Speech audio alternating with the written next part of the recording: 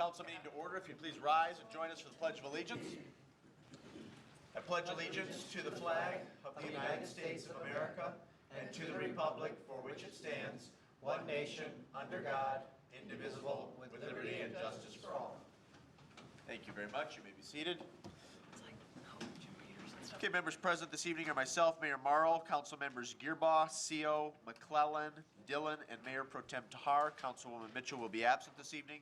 From City staff, we have City Manager Campbell, Clerk Royal, DPW Director Fordyce, Wastewater Treatment Superintendent Wagowski, Parks and Rec Director Scruggs, and Attorney Forshee. Those of you who are in the audience this evening, we welcome you and we encourage you to sign in the back to my left. You can also find copies of the agenda on the back table. At this time, the chair would entertain a motion to approve the agenda as submitted unless there are amendments. Move as submitted. Thank you, Mr. Seo. Is there a second? Second. Seconded by Councilwoman McClellan. All those in favor of approving the agenda as submitted signify by saying aye. Aye. Opposed, say nay. Ayes have it, the motion carries unanimously. Is there a motion now to excuse the absence of our council colleague, Krista Mitchell? So moved. Second. Moved by Councilmember Gearbaugh, and I'll let Councilwoman Dillon be the second on that. It's been properly moved and seconded to excuse the absence of Councilwoman Mitchell. All those in favor signify by saying aye. Aye. Opposed, say nay. Ayes have it, the motion carries unanimously. We move on to citizen comments on agenda items. Under the Open Meetings Act, any citizen may come forward at this time, make comment or question on an item that appears on this agenda. Comments will be limited to 3 minutes per person. Anyone who would like to speak is requested but not required to state his or her name and address for the record. Mary Hess, and this is on the wastewater treatment plant and the study as far as some of the areas being surcharged with future development, whatever. And I noticed that Canterbury has a red line down its street, and I live on Canterbury, which means it may be surcharged, and definitely that would be off Old Creek, but then Old Creek goes around to Rosemont and Canterbury.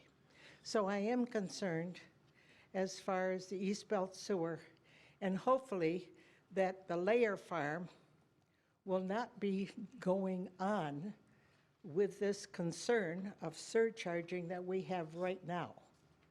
That is what I'm asking assurance on.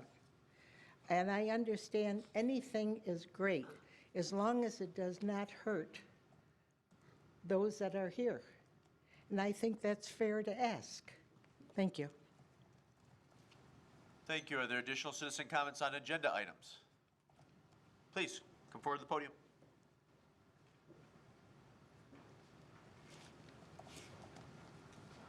Hello there. My name's Bob Cameron, 159 Elmwood Court. I'm a citizen of Saline for about 10 years now, almost. Sorry, I wrote a few notes down. I'm not a great extemporaneous speaker, but I'd like to speak about this layer farms, PUD, and it looks like we're going to get a little presentation, so I'm eager to learn a little bit more about it, so hopefully what I'm going to say isn't still relevant, but really when it comes to my mind, I looked at the plans online, the site plan, and I'm asking myself, why are we doing this? And I looked at it, it checks all the boxes. There's preserved open space, sidewalks, little trees, crosswalk that maybe people use. But in the end, it's just another subdivision, isn't it? I moved, like I said, moved to Saline about 10 years ago to be with my wife. I love living in the town. I love the architecture. I love being able to walk around and get where I need to go. And I moved here from Belleville, which I think, if anybody's familiar with the Belleville area, it's a good example of what I think can go wrong in terms of development gone awry. And whenever I tell people where I live, they always say, oh, Saline, how cute. It's great. They know our restaurants. They know our historic houses. They know our downtown. And to them, that's Saline. So I can't help but question, why can't we just continue to build on this tradition rather than another country sub within the city limits? It's like we're resting on our laurels just because we happen to have a few old buildings still standing downtown. I'm not against new development at all, but I want to build upon what we have and build upon what's already here. Houses with front porches, nice mature trees that actually give shade, and really taking a deep dive into what makes a place pedestrian friendly, not just painting a crosswalk on the street. I think we can do better than this. So thank you for your time, and I yield the rest of my time. Thank you. Appreciate your comments. We'll try our best to address some of your concerns when we get to that portion of our agenda this evening. Are there additional citizen comments on agenda items? No, then we'll proceed to the first of three presentations. First up is Channel 18 introduction of our new director, and we're delighted to have him with us today. I'm going to turn the floor over to the city manager, and then I would welcome comments from Councilwoman Dillon. Both the city manager and my council colleagues serve on the governing board of Channel 18. So, Mr. Campbell? Ezzy, you want to come on up? Oh, sure. So, Ezzy Enriquez, you want to up to the podium there? So Ezzy is the new Channel 18 station manager, hired through Saline area schools. Just a bit of history, the city partners with Saline area schools to manage Channel 18 for us, programming and such, and so they help us with purchase of equipment in this room as well, anything that is needed to be used to air city council meetings on Channel 18. And so Ezzy is a month in? Yeah, about a month and a half, actually. Month and a half. So Right there. So if you want to maybe, so first of all, welcome. Thank you. And thank you for coming tonight. And if you want to address the council, just to give maybe a little of your background and maybe some of the things that you're looking forward to working on as a station manager. Well, I wasn't ready to do a whole background thing, but so I've been in advertising for about, advertising video production for about 10 years. Been working some different industries with a lot of different companies. So this is a challenge that I welcomed when I was kind of asked if I wanted to apply for the job. And I'm very excited to be doing it. We're making some changes already to the station. One of the changes that we wanted to make from the beginning was to make sure to spread the message more towards social media as well, so that we can kind of build our audience and let people know more about Channel 18, especially here in the city. We're making just a few changes here and there with content as well, trying to make some more exciting content, and we're just hitting the ground running as fast as possible. We have some technical issues too that we had to solve. Obviously, I think Mary Hess back there knows about it. Very good. Anything you'd like to add? Councilwoman Dillon, anything you'd like to add? No, it was a great interview process, and as quickly rose to the top of the pile. We're very excited, but you're very enthusiastic about this job. There's not a lot of glory to it. It's a lot of hard work, and you're absolutely the right person for the job, and we're very excited to have you on board. Thank you. Very good. Thank you. Thank you, Councilwoman Dillon. Yes, as you welcome on board, we all look forward to working with you. Are there additional questions or comments from any of my council colleagues? Mr. Gearbaugh, please. Yeah, I'm just looking forward to, I guess, the expansion, because we're so short on the type of media and so forth that people get information from at this point in time. Having Channel 18 and even potentially what you do online with Vimeo and all that, the more current, the faster it is, and the more reliability we have on it. That's the thing that I think we're looking forward to. But I'm so glad you're on board, because I've already seen your work and what you've been doing, so we're looking forward to you making it even better. Perfect. Thank you. Thank you. That was nice. Thank you. Anything else? Very good. Ezzy, thanks so much for being here. Appreciate your time. Moving on to our second presentation of the evening, we have some research on cardiac arrest. We have a physician with us, Dr. Robert Neumeier. Hello, and yeah, thank you for the opportunity to speak here. My name is Robert Neumeier. I'm the chair of the Department of Emergency Medicine at the University of Michigan, and also co-PI of the research study that we're going to talk about, looking to evaluate innovative therapies to improve outcomes for out-of-hospital cardiac arrest. This is a study that actually began back in 2017, started in the Ann Arbor region, and we're here today to talk about the possibility of expanding the study to the catchment area of the Saline Fire Department. So just some background for cardiac arrest for people that may not be familiar. Cardiac arrest is a little bit different from when we hear heart attack. Cardiac arrest is actually when your heart stops beating and pumps, no more blood flow gets pumped to your heart or to your brain. And if it's not treated at all, it leads to sudden death. The treatments we do have for cardiac arrest, you're probably familiar with CPR. You have the paramedics and firefighters doing defibrillation and drug therapies to try to restart the heart. That's our standard treatment that we do now and we'll be doing for a long period of time.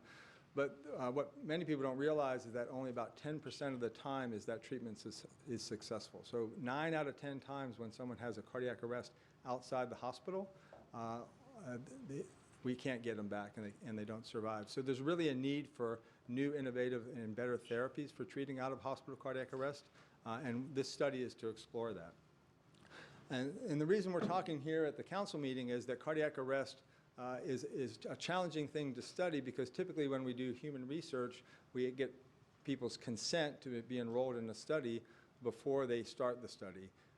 Unfortunately, when someone's in cardiac arrest, they're not able to give consent, and their family members, or even under that stressful condition, aren't able to give consent. So the process for doing research where we enroll patients in a study before they can give consent is called exception from informed consent, and this is a nationally recognized and approved method of doing research, but requires community consultation and public disclosure. So that's why I'm here today, is to talk about, to get your input on the concepts of the study and get your feedback. And at the end of this, I have a survey that I would love it if you guys could complete, or anyone here could complete, to give us feedback on how you feel about the study.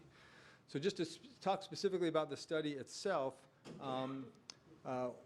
the standard care for a sudden cardiac arrest outside the hospital is hopefully a bystander recognizes it, calls 911, hopefully starts CPR, the firefighters come, use an automated defibrillator, and then the paramedics come, and they treat the cardiac arrest at the site to the best they can, either until they get someone's heart restarted and they take them to the hospital, or if they can't get their heart restarted, they continue at the scene until it's deemed that the resuscitation efforts are futile. So either you get the heart restarted and go to the hospital, or you continue at the scene and then the patient is pronounced dead at the scene. The challenge is there's newer therapies that have been developed that can be delivered in the emergency department but can't be delivered in the field. So there's the opportunity to, rather than giving up on resuscitation, transporting the patient rapidly to the emergency department and doing advanced therapies to get someone's heart restarted. And one of those therapies is extracorporeal cardiopulmonary resuscitation, which is where we use a heart-lung machine. We attach the patient to a heart-lung machine to get blood flow back to the heart and brain until we can get the heart restarted.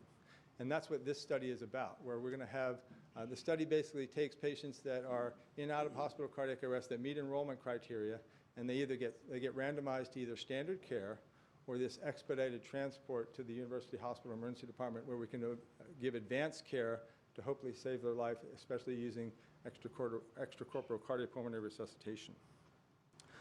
So the inclusion criteria would be, it's only for patients that have a cardiac arrest outside the hospital that are undergoing CPR.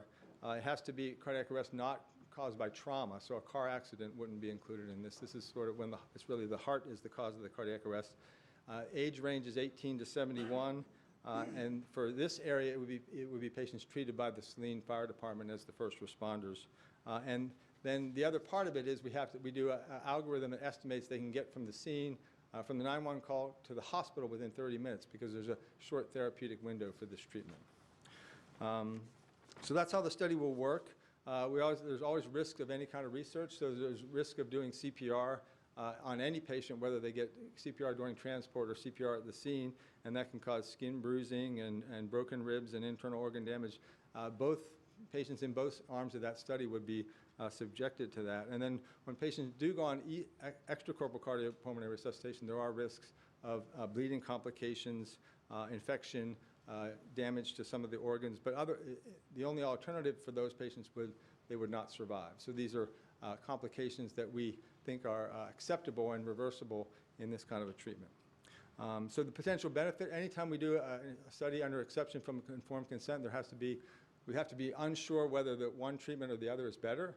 So there's good evidence that this treatment is effective, but we're not sure how effective it is when a patient is transported from outside the hospital to in the hospital for this treatment. We do it routinely in the hospital now, but the idea is to see if it's effective for patients outside the hospital. And the patients have the potential to benefit from it because it can increase their chances. We believe it will increase their chances of surviving.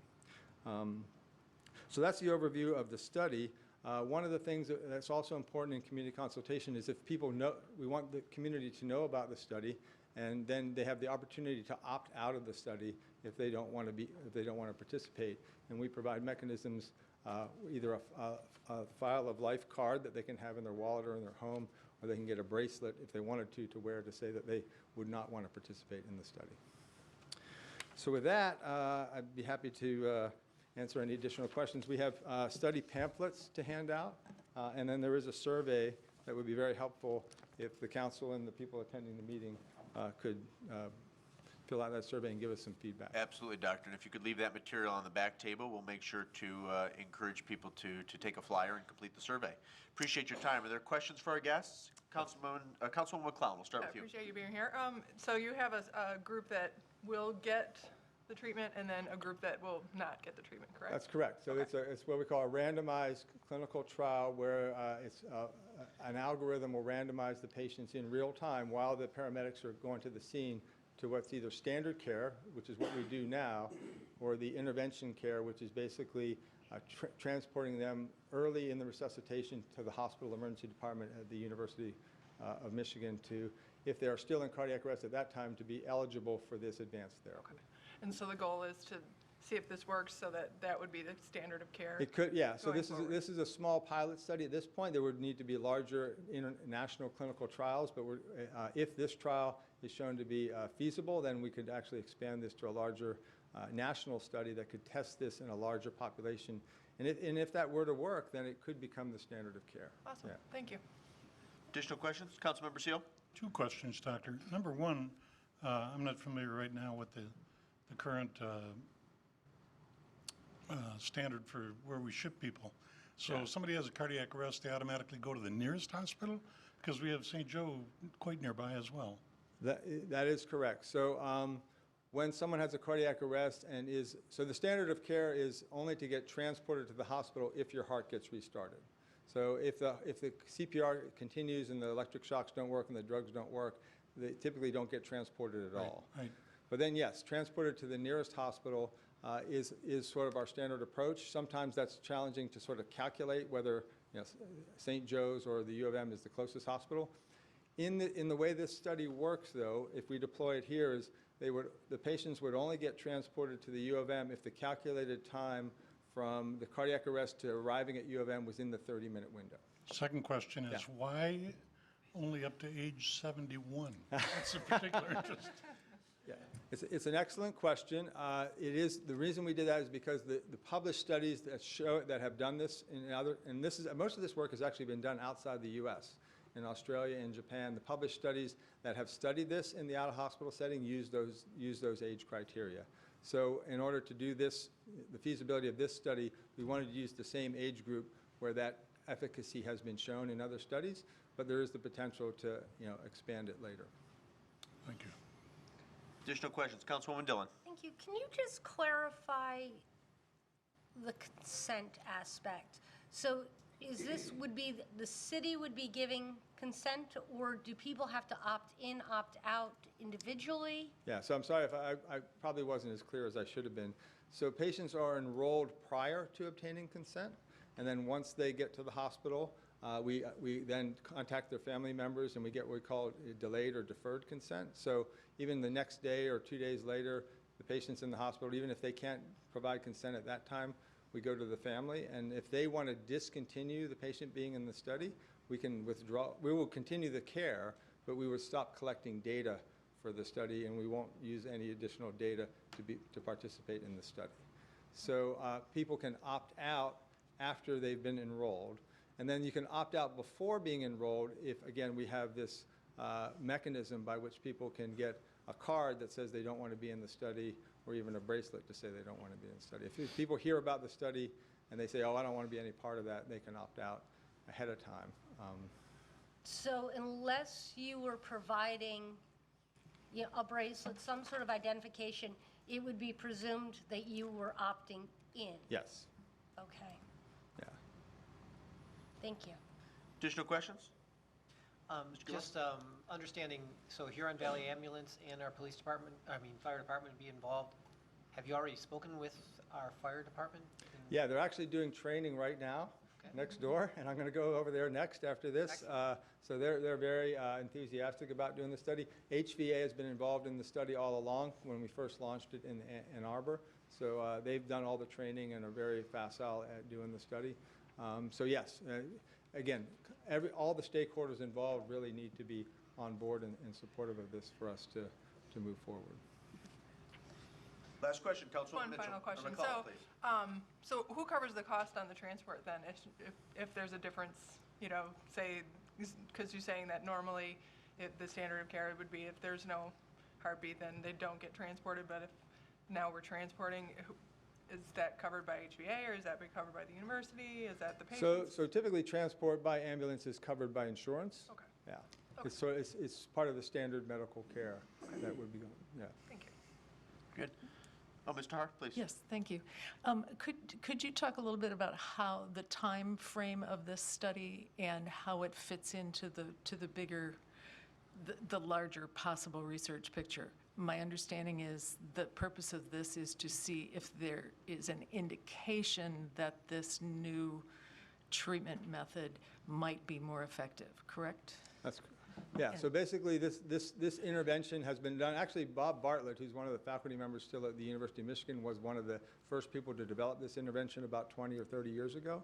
It's been used very commonly in our hospital for patients that have cardiac arrest in the hospital, and we typically have about a 25% survival rate for that. There's been studies published in other countries, in Australia and Japan, that report anywhere from a 10 to 40% survival when patients fail standard therapy, which they otherwise would die, and they get transported to the hospital and get this therapy. The reported numbers have been anywhere from 10 to 40% in terms of survival. But those are all just case series where they describe it. They've never done a study where they randomize patients to one treatment or the other. So that's what's different about this. So the feasibility of that. And then, again, our study will then be used to be informed. We won't have enough patients to statistically prove one treatment is better than the other, so because we're a small town. But a bigger study then would be the more definitive study. This would support the design and get funding for a larger study to be able to do this. And how long do you expect it to go on? Yes, so the study is going to continue until, it's a fairly short period of time for this group, because we started in 2017. We're going to continue the study until May. So it'll be about 6 months where we would be enrolling patients here. Thank you. Doctor, thank you very much. Appreciate your Okay. time this evening. Thank you. Good luck at the fire department. And I'll leave this on the back, you said? Please. All right, we're going to proceed to our third and final presentation of the evening, which is a wrap-up of the 2019 Saline Celtic Festival. We have 3 members of the Celtic Festival Executive Committee, Chairperson Jeff Ulrich, Treasurer Terry Murphy, and Jim Peters. We thank you all for being with us. Jeff, the floor is yours. Hi, I'm Jeff Ulrich with the Saline Celtic Festival. 2019 was a very good success. We had strong sponsorship from the community and area businesses.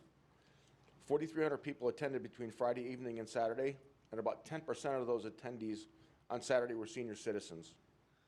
We had 21 music and dance performer groups, 17 workshops, 61 Highland athletes, 94 Highland dancers, and 32 merchant vendors. We had a very active social media presence this year with 22% increase in Facebook followers.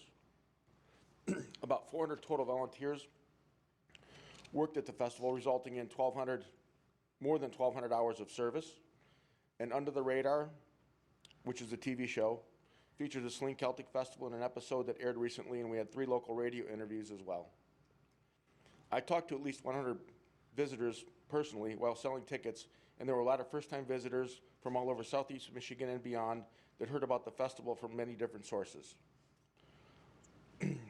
Next year is our 25th year.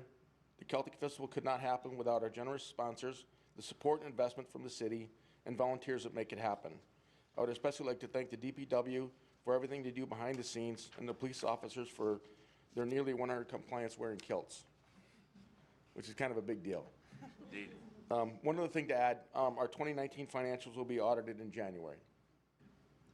Do we have an idea? I'm asking, Jeff, perhaps you can answer this question, but I'm directing it to Terry since she's the money person, for lack of a better way to articulate it. Any idea what the final number will be in terms of a profit? $3,000. Okay. We didn't lose money. That's my goal. And obviously, council knows this, and many in the community know this as well, but our continued goal is to keep putting money away in the hopes that someday this can be its own independent, autonomous entity separate from the city of Saline. So every year we turn a profit, regardless of how nominal it may be, it moves us in the right direction. Okay. And next year, we have some ideas on how to increase the revenue. Okay. Excellent. There's 3 sources: sponsorship, gate and beverage tent. Okay. Very good. Questions for our guests?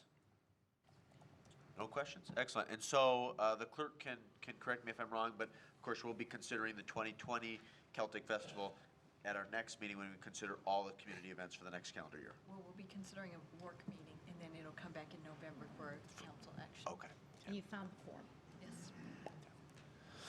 And obviously, you both know this, I'm not sure all my council colleagues do. Well, I think Mr. CEO and Mayor Pro Tem Tahar do, but because it's the 25th anniversary, and because we're celebrating our connection to the British Isles, specifically Brecon, Wales, our sister city of 50-plus years, we definitely want to try and include some of the folks from Brecon, Wales at the 25th Saline Celtic Festival. So the importance of setting those dates is to communicate them to our counterparts across the pond so that they can adjust their schedules accordingly and hopefully send a delegation to Saline. Perfect. That'd be Okay. awesome. Good. Yep. Very good. We thank you all. Appreciate it. Thanks.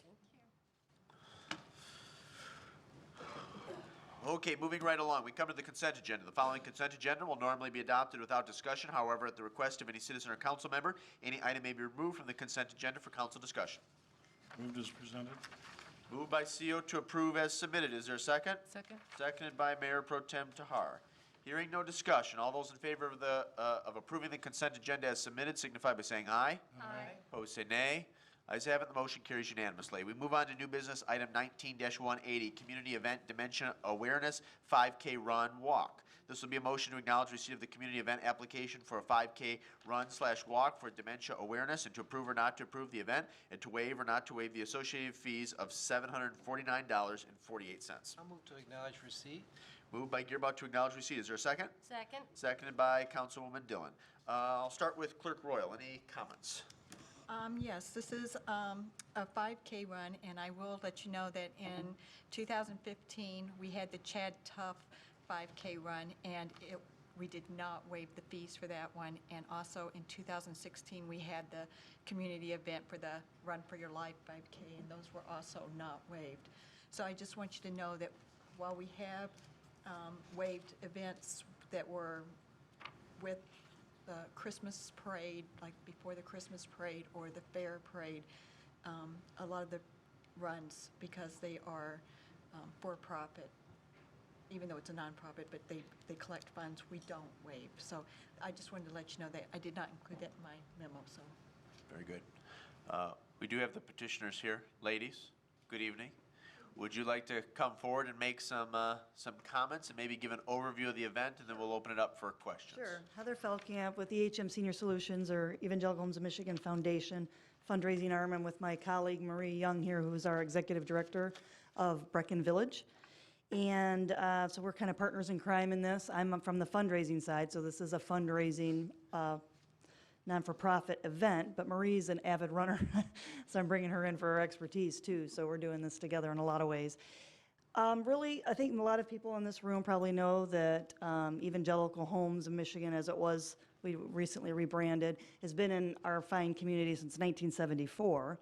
And I have been a resident of Saline since '92 and been an employee of EHM since 2014, and I was surprised early on in my career doing what you do in fundraising, whether that's having coffee dates and lunches and getting to know people, how many people really didn't have a clue still, after all these years, what EHM does, offers, how we do it, what we do, why we do it. So with that, we knew we, meaning the foundation, knew we needed to think differently about some of our events and ways we can bring the public into us and getting to know what we do better and understand us a little bit better. And so one of them was the 5K run walk. We are also doing the block party on October 19th on our property that's coming up in less than 2 weeks, which is another kind of very family-friendly, almost carnival-like event. And we'll have the 5K, and then we're still thinking of other things as well. So that's just kind of the reason behind it, is some awareness and education. Marie, do you have anything to? Yeah, I just want to add, many of you know Jim Mangy, who we are working very closely with on the dementia-friendly initiative for the city of Saline. We are supporting him with regard to our mission and his mission to help this community to become more dementia-friendly. When Heather and I started talking about this 5K run walk, it very much ties into what we want to do as an organization and what we want to do to help the community. I do understand that other organizations have not had the fees waived. The challenge for us, I would say, is that because we do put a lot back into the community, for example, the dementia awareness programs, we are doing those all free. We're not charging for any of that education. That is mainly why we were hoping that you would waive the fees. Thank you. Very good. Any questions from the council? Thank you, ladies. Any questions for either our guests or the city clerk? Councilwoman Dillon? Thank you. I just wanted to make mention that of your fees, which I believe are like $750, 470 of it are for porta-johns. So I mean, a huge chunk of your expense is porta-johns. Since this event is happening in May and the start-stop is at Henny Field, aren't there porta-johns there already that you could utilize? Or could you work through the schools for that? I mean, it's just a large expense for a very No, short I event. agree, and I actually have opportunity, I have Porta-John connection, if you will, so it's something to be proud of, right?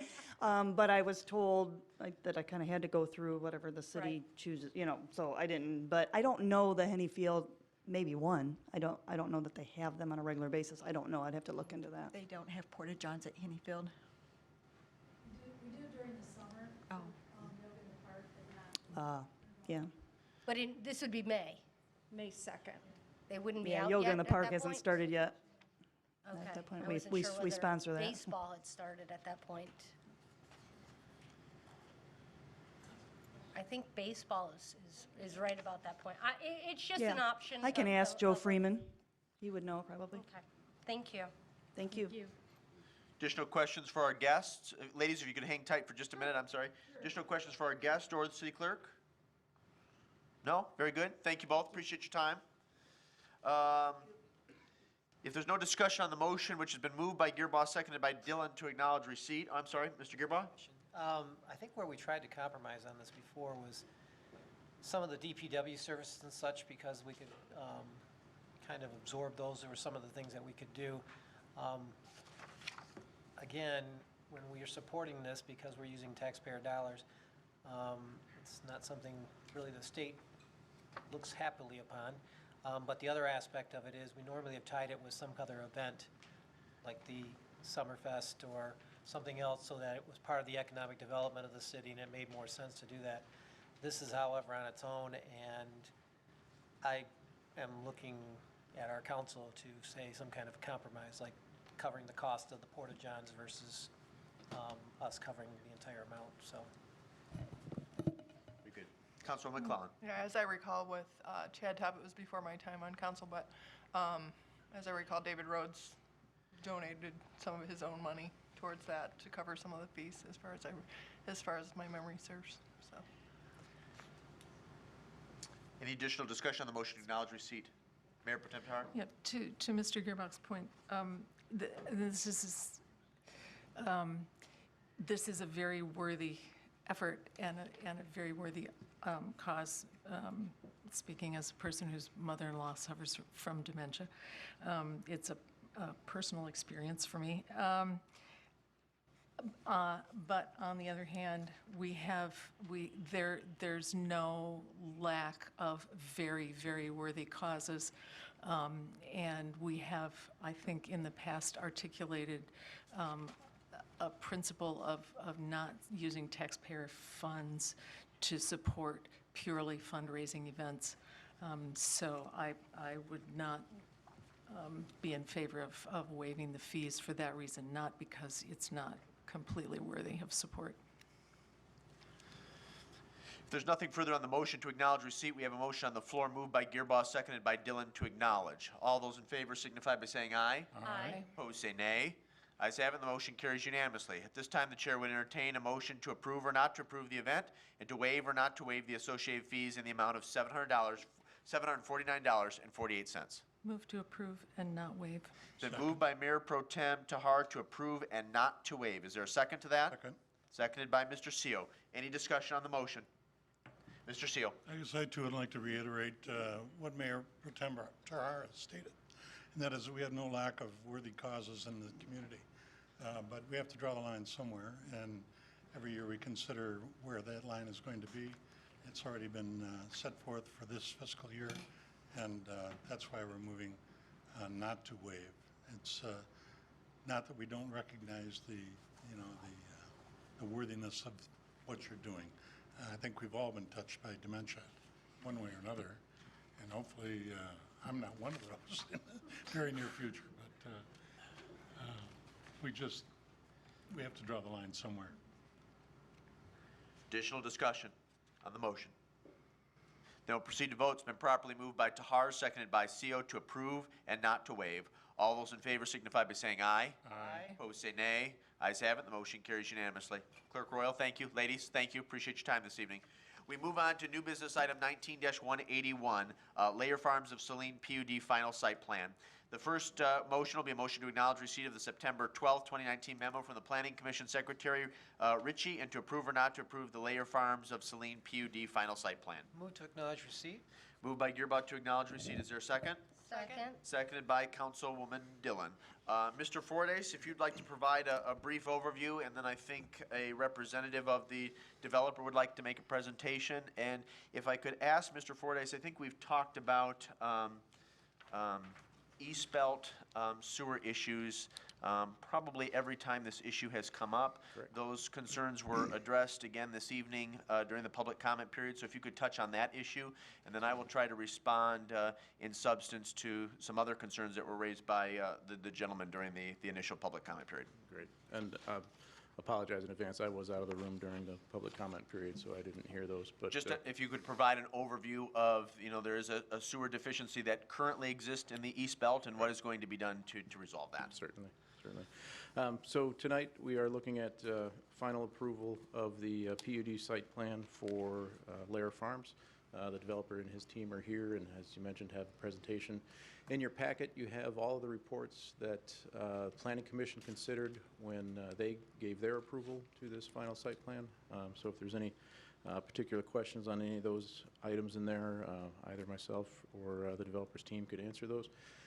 In terms of the sanitary sewer, as we talked about at the work session, we've gone through a nearly 3-year process of studying our sanitary sewer collection system, our stormwater collection system, and the wastewater treatment plant. Identified certain deficiencies in that. One of those is a flow capacity issue on the East Belt sewer, and that is the sewer to which the Lair Farms development would discharge.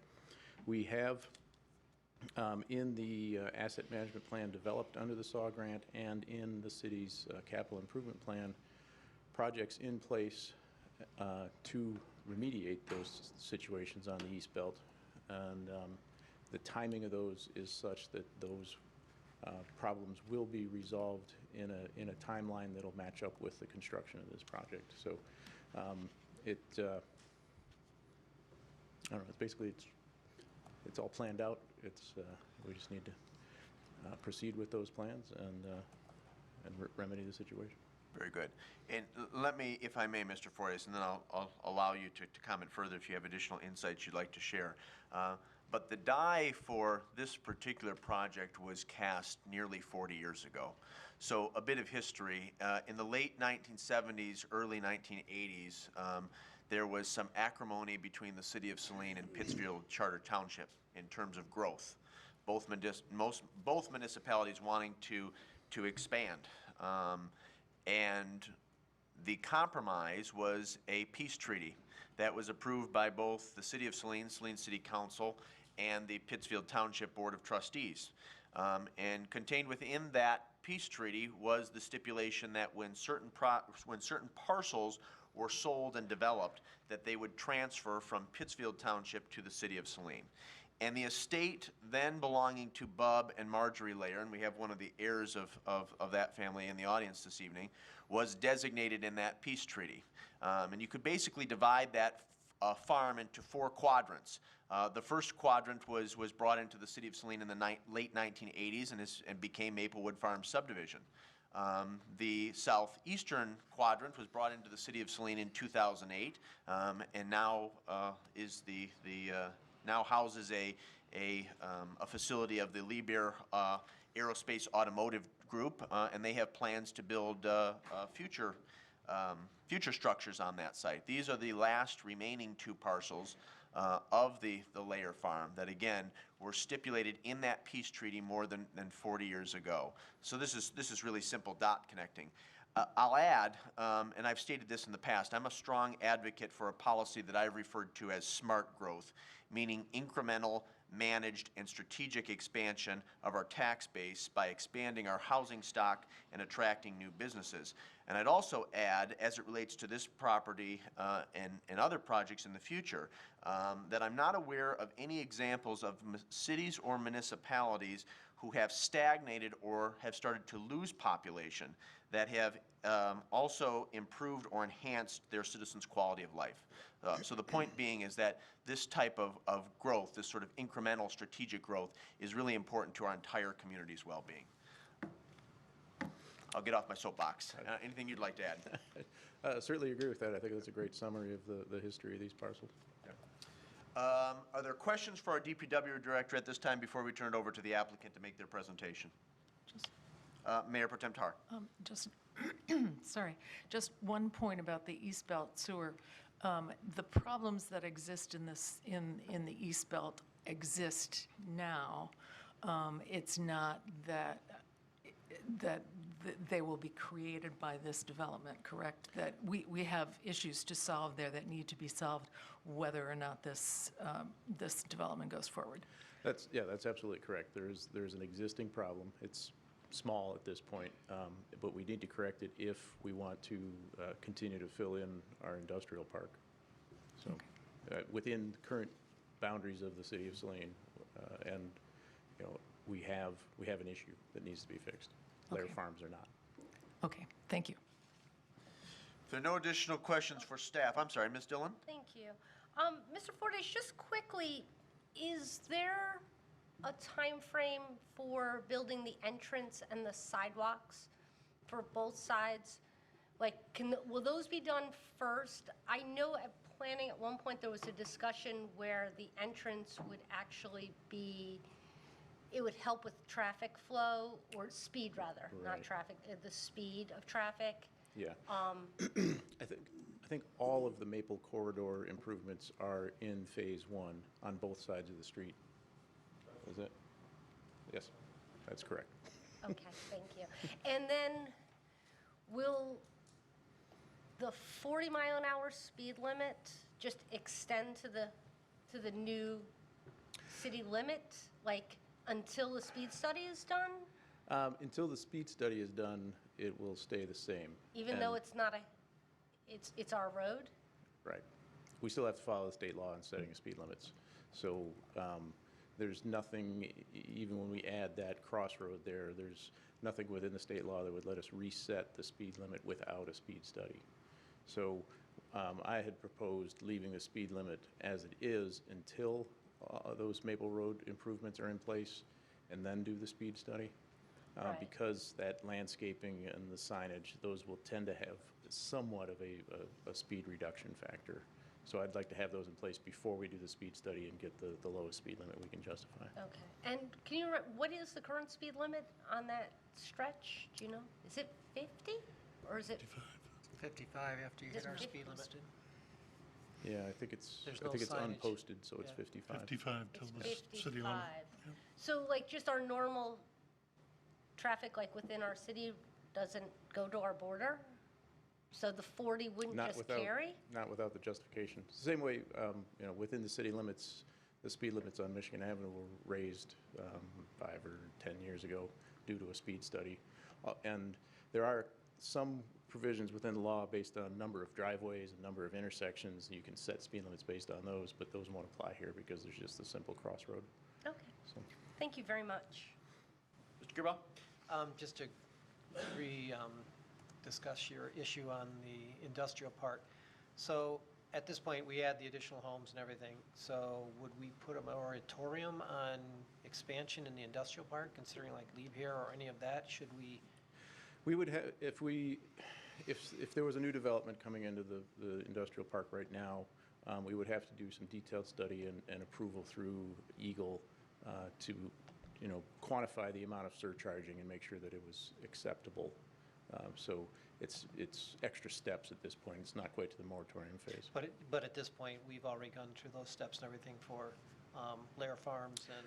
What we've done with Lair Farms is, we've consulted with Eagle on what sort of surcharging we have right now and what our timeline is for remedying that and matching that up with the timeline of development on Lair Farms. So those projects have to move forward. I just wanted, we may have a little opportunity issue there in terms of any industrial coming in, so just understanding what that process could I occur. think at this point, unless it was an incredibly heavy water user, we would be able to find a way to get it permitted. Okay, thank you. If there's nothing further for city staff, I should have noted at the beginning of the meeting, you do have some supplemental materials that were distributed this evening. I believe it's Tom's PowerPoint from Midwest Consulting that will be referenced in just a moment. This was also shared and provided in the Planning Commission packet at our most recent meeting when final PUD site plan was approved. Mr. Fordyce, thank you. Hang tight. Tom, I'd like to welcome you to the podium if you'd like to introduce yourself, and then the floor is yours. Thank you, Mayor. My name is Tom Covert. I'm with Midwestern Consulting. I'm the project manager with the project. I'm here tonight with the owner, Lair Farms Property LLC, the developer, Grant Saqua. Nick Donofrio is the gentleman here representing the developer. I'm also here with Scott Fisher, one of our project engineers, and Scott Munzel, who is with Pear Sperling. I'm going to go through a presentation here that we went through with the Planning Commission. It's only slightly revised since then because the project's only been slightly revised since we met with the Planning Commission. But just as a refresher, a number of these slides will give you background into the project since it's been a while since we've talked about it. The site's located on the north side of the city. It's along Maple Road. It's been annexed from Pittsfield Township, as was mentioned earlier. It's adjacent to the industrial park to the south and the east. It's adjacent to Maplewood and Wildwood subdivisions to the south and west, and then the township lands to the north, which are also residential in nature.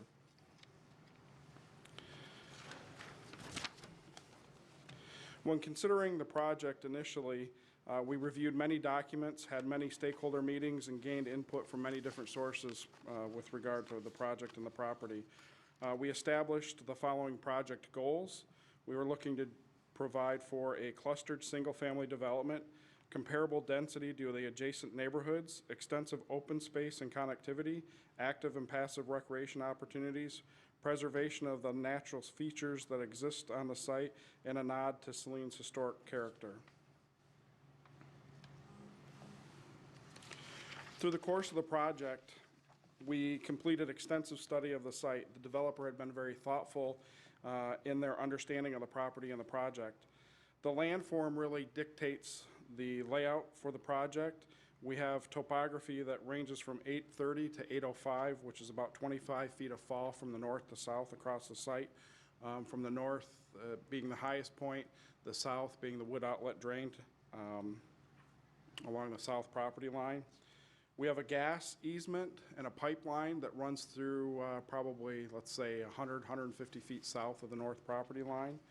We have wetlands and floodplains associated with the wood outlet drain, which are highlighted in green and purple here.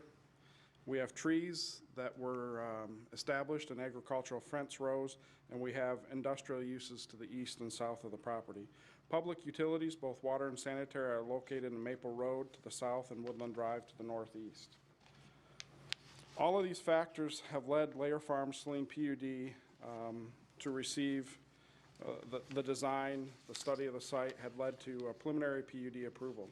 The project, in short, is 158 single-family residential homes, centrally clustered with significant buffers to the adjacent developments, preserving the extensive open space at the property. The site will access Maple Road with a four-way intersection, left turn lanes, A-cell and D-cell tapers for that. The project will enhance Maple Road as a gateway to the city, emphasized by gateway elements, landscape buffering, and project entry features. will include a non-motorized pedestrian pathway along Maple Road, creating crucial pedestrian connection within the city with a bridge over the wood outlet drain to the east of Maple Road. The project will have open space restoration with native vegetation adjacent to wetlands and floodplains, creating a soil erosion buffer.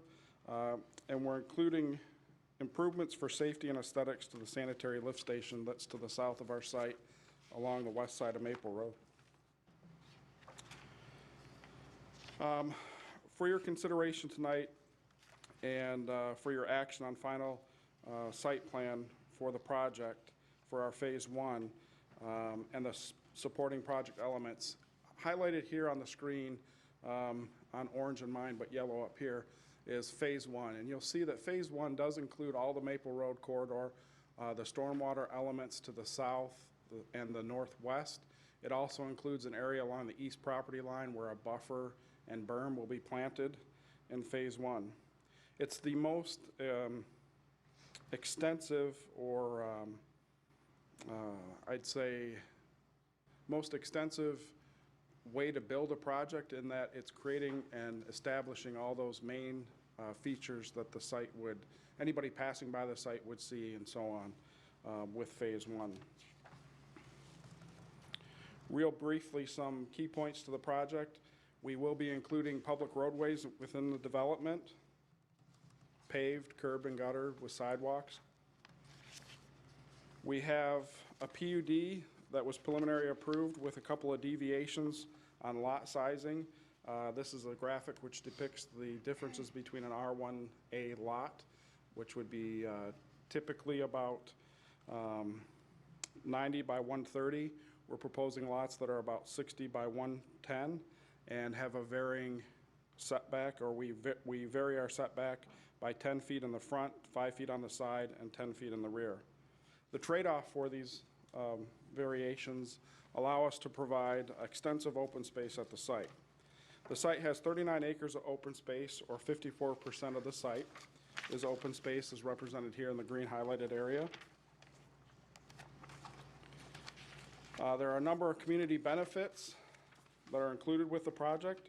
We are proposing a $250,000 shared use pathway along Maple Road, which begins to the south at the Maplewood subdivision and runs clear to the north and then across to connect both north and south and east-west.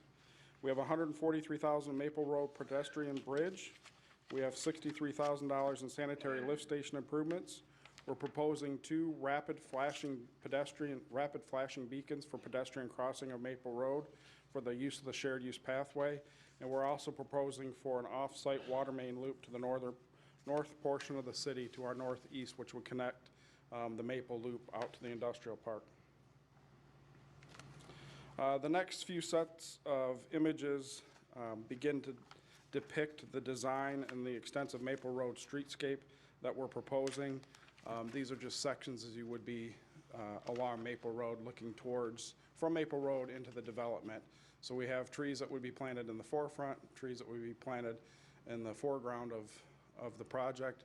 The bottom left here depicts what the gateway entry feature would be as you come down Maple Road heading south towards Saline.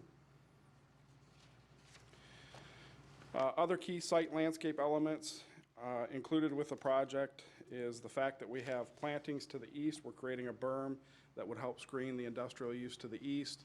And then we have distance between our southern property line or the wood outlet drain to the industrial to the south. It's distance plus some stormwater management plus some trees that would be planted in that open space to create a buffer. One of the things that we've discussed with Planning Commission and shown previously was the home typology for the project. These images are examples of the homes that would be built or anticipated to be built as part of the project.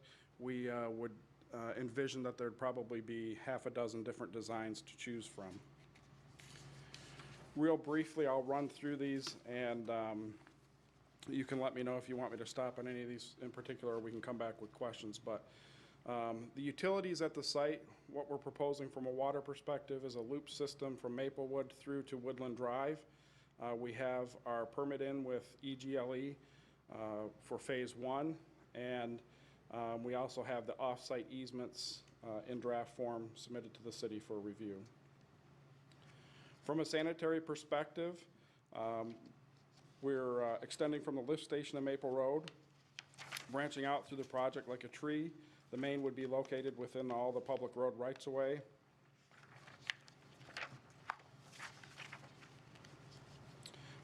The improvements to the lift station would include some landscaping to surround it, some fencing to secure it, as well as a generator to provide some redundancy should power stop. We've also submitted for a state permit with EGLE for our sanitary sewer system and have received permit for phases 1 through 3. From a stormwater management perspective, we're treating both quality and quantity. We have a number of stormwater basins that are depicted on the graphic here in green. We have stormwater that'll flow to these basins and then outlet and level spreaders outside of the wood outlet drain. From a quality perspective, we have sediment forebays established within our basins. The basins will be naturally vegetated to help with that and help soak in the stormwater. The outlets, like I say, will be level spreaders to the wood outlet drain along the south property line. This graphic just real briefly is showing what we anticipate being a balanced site, meaning we're not going to be trucking a lot of soil away from the site. Soil that's excavated in the basins will be used to elevate other portions of the site. So the oranges or reds are where we're cutting, the greens are where we're filling. We're using that soil to fill on the site. The socioeconomics of the project are as anticipated as follows. We believe it's an $80 million project. It'll take 5 years to construct.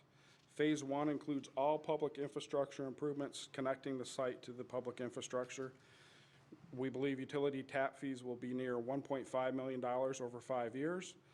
The projected population of the project will be about 2.3 persons per home, 96 school-aged children, 111 dependent-age children, 64 senior citizens with a median age near 44.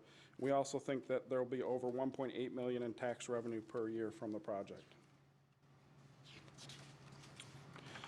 Tonight, what we're looking for are final project approvals for Phase 1 of the PUD and a number of the supporting elements that are, I think, the second motion of what was before you on your agenda with regard to water easements, Maple Road right-of-way dedication, master deeds, development agreements, and so on.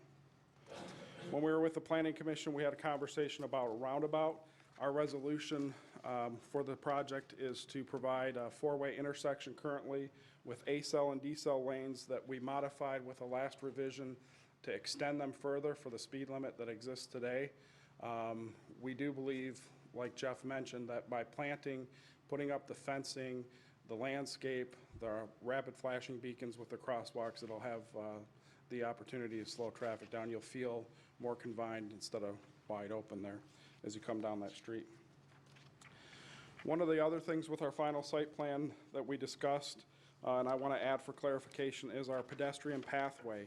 The pedestrian pathway that we're proposing along Maple Road is an 8-foot wide bituminous paved path. It starts roughly south of the wood outlet drain. It will come paved 8-foot wide. It'll cross a pedestrian bridge that's 8 feet wide, continue 8 feet wide to the north property line along Maple Road on the east side, and then continue as asphalt as it heads east to Concerto Drive, where it will tie into existing sidewalks there. We took our cues, and I want to clarify this because I don't think I was real clear in the last meeting, so this is one of the slides we changed. We took our cues from the pathway from the 2017 non-motorized transportation plan, and I think maybe I had misrepresented that it was from the county plan, but this is the city plan. Our walks on site that follow our public streets, those would be 5-foot wide concrete. We anticipate they'll be mostly used by pedestrians as the plan suggests, but our shared use pathway, we really envision both pedestrians and cyclists using, so we went with the paved asphalt path of 8 feet wide. A couple other items for further clarification. If you've been through the material here, we did have review comments from OHM, which wanted us to move a tree next to the generator and the lift station. We're not opposed to that. They also wanted structural calculations, some additional structural calculations for our bridge. We supplied that. They've responded that they look good and that we're all set with that. So we feel like we've addressed those. The other thing that we've addressed or have no, I shouldn't say we've addressed, we've revised our plans, but we haven't revised plans that have been to the city, were a couple of comments that came up at the Planning Commission through staff, Jeff Fordyce's review, talking about a 1-foot clear space beyond the path so that it's easier to maintain the pedestrian path. So we have no issue meeting that. We'll move the landscape to be a foot off that path for the maintenance. Another thing that was brought up was positive contrasting lighting. One of the things in pedestrian crossings of roads now is that folks want to have contrasting lights, so they want to have the light ahead of the crossing so that it contrasts with the person walking the crosswalk. So what we have to do for that, to meet that, is just move our lights 10 feet ahead of the crosswalks as you come down Maple. So we have no issue with meeting that. And then it was brought up at the Planning Commission that there were a few tree species that we had selected that might not do real well in the, I don't know what you call them in Saline, but the green space between the walk and the back of curb, that little front yard area that the arborist had thought wouldn't do so well, or there hasn't been good history in Saline with them doing well there. So we're fine changing that species, but still keeping the number of trees so that there's a diverse number of trees in the right-of-way.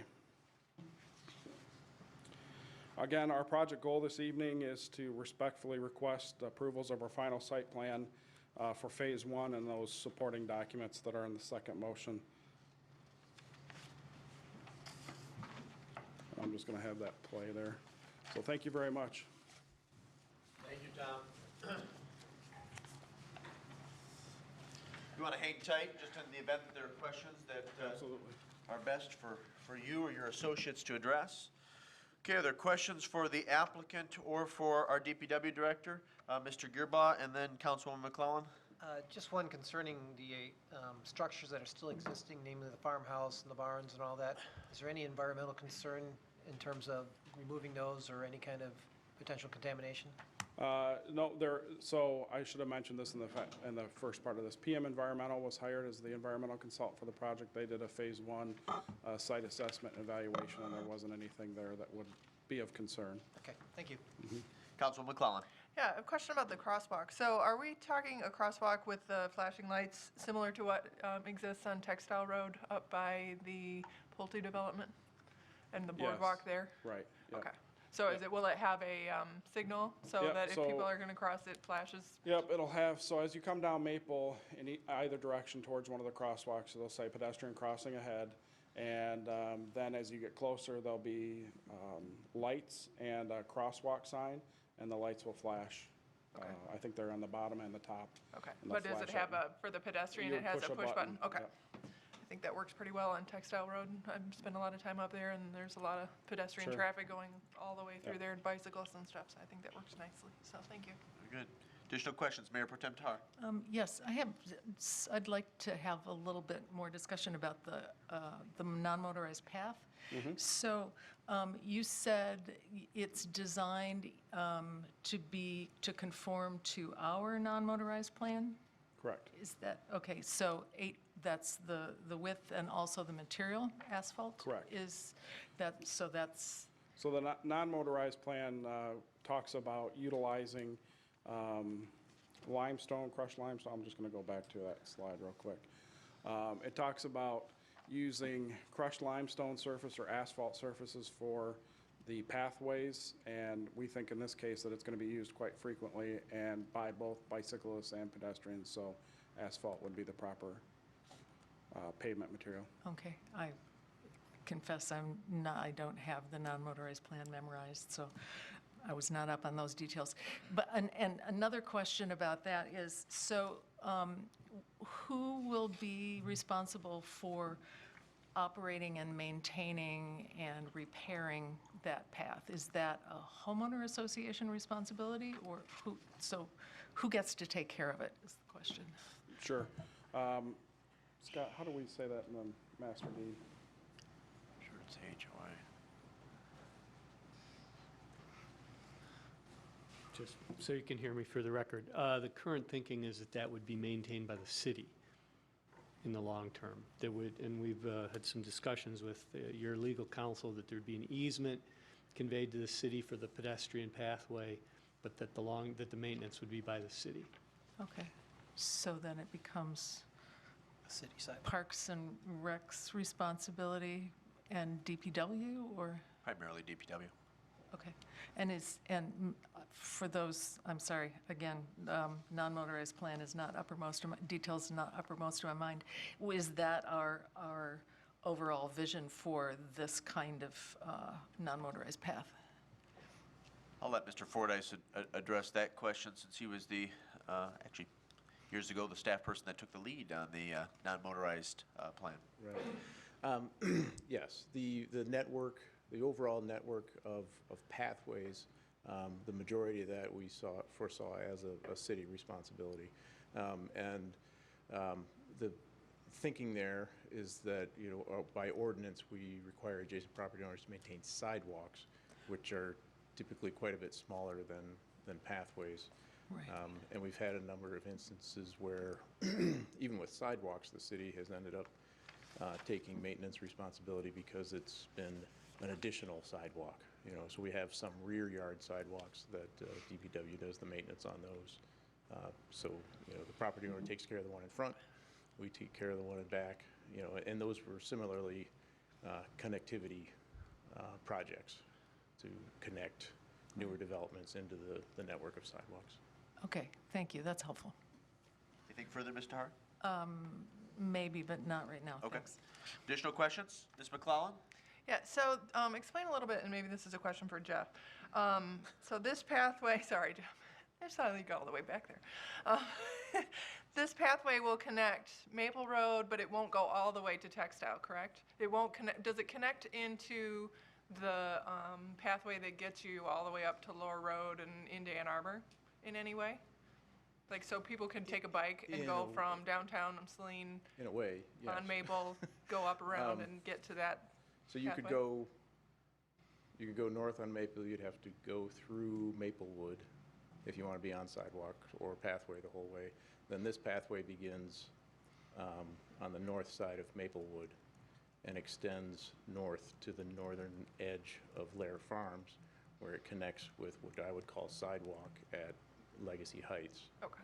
And then you can So go you that can way. go through Legacy Heights to get to that. Or you can take the pathway to the east to the circle and then go through Legacy Heights sidewalks, get over to Woodland, where we have a pathway there in front of the rec center, and then It goes north all to the way. Textile. Okay, Yeah. great. So there's a No, lot of that's- connections there. That, I mean, I know that that was important for Parks and Rec to have those connections so that people could make their way, if they so choose, to get from, all the way from the core of downtown to Ann Arbor, essentially, if you wanted to. It's a little So- windy. No, you have to but you go can the get long there. way, but it's a start, Yeah. so thank you. Mr. Gearbaugh? Jeff, to clarify on this pathway, because one of my reasons I did not support it was because I wanted it to be concrete, like all our other sidewalks in the city. Because we are now putting a path into Huntington Woods, concrete. We put one that extended down into Mill Pond, concrete. We're now looking at replacing sidewalks on 12 that are asphalt in front of the car wash and such with concrete. Right. If we put a walk in front of Ford Motor Company, or in front of Forcia on Ford Motor Land, that will be concrete, Yep. correct? That's why my Those consistency. are all sidewalks, though. Sidewalks, but if we're defining sidewalks depending on where they are and whether we're taking care of them, and in fact, in the case of Huntington Woods, that's up to dispute right now as to who's going to be taking care of that sidewalk, even though Yep. our anticipation is that development. There's a lot of risk that we're taking on in this project in terms of fronting money and doing sidewalks and so forth. I don't want to have another cost that we're going to have to maintain 20 years from now that gets broken up. Sidewalks has a tendency to last quite a bit longer.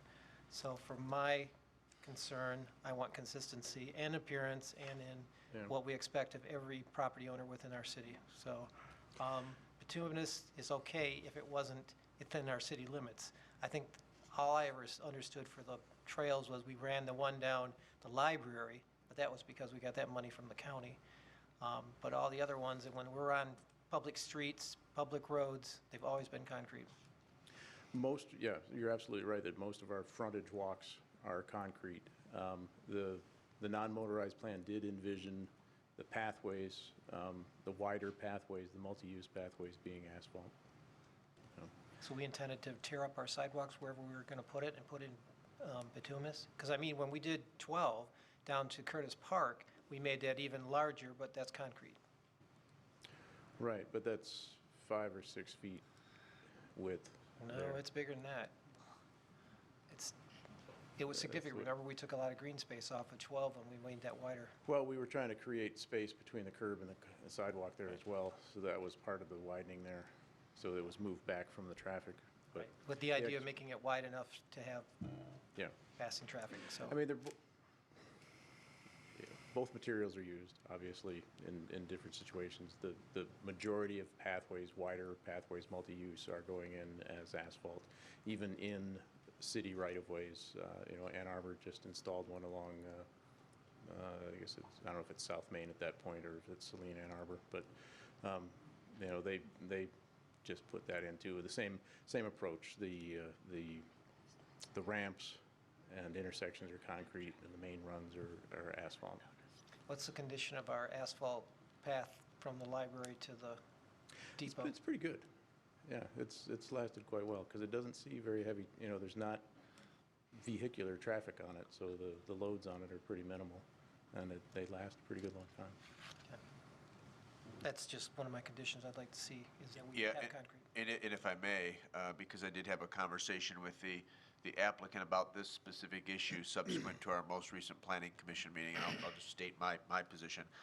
I'm fine with the asphalt that is being proposed, but if the majority deems it appropriate to move forward and insist that concrete is used, I mean, I'm not going to vote no on an $80 million project because of that.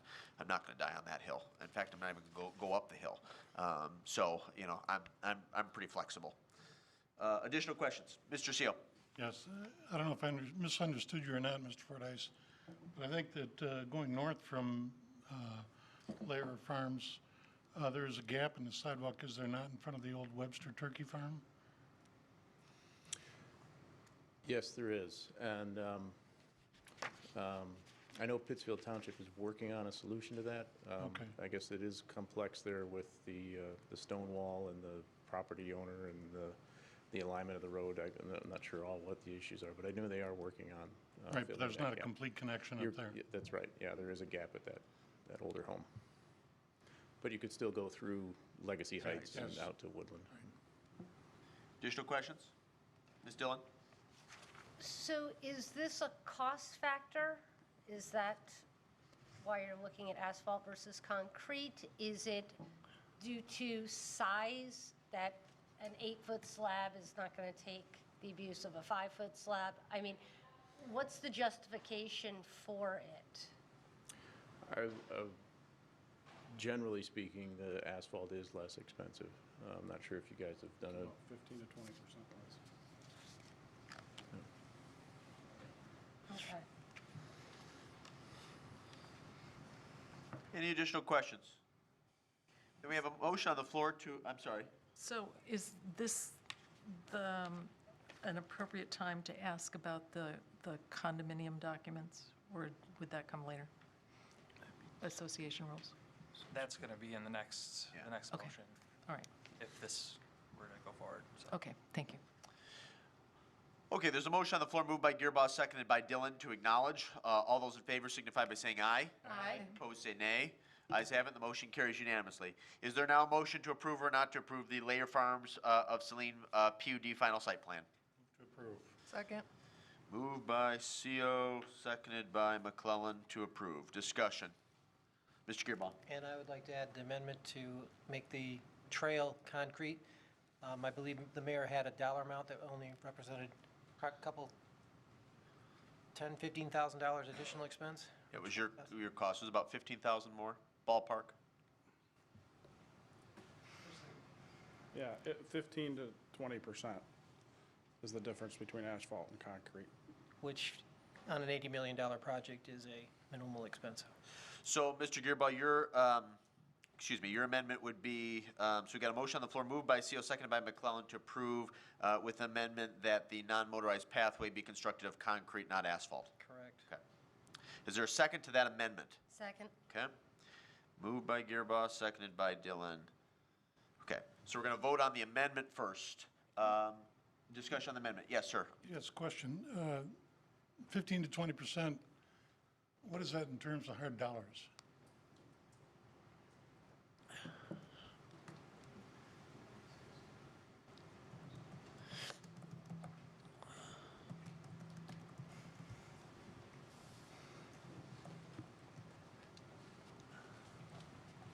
It's about $30,000 to $40,000. Thank you. Or 1 year of fireworks.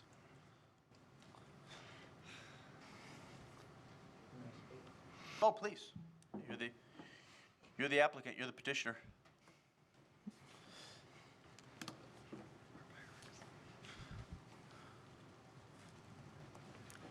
We based this off of your plan that was approved.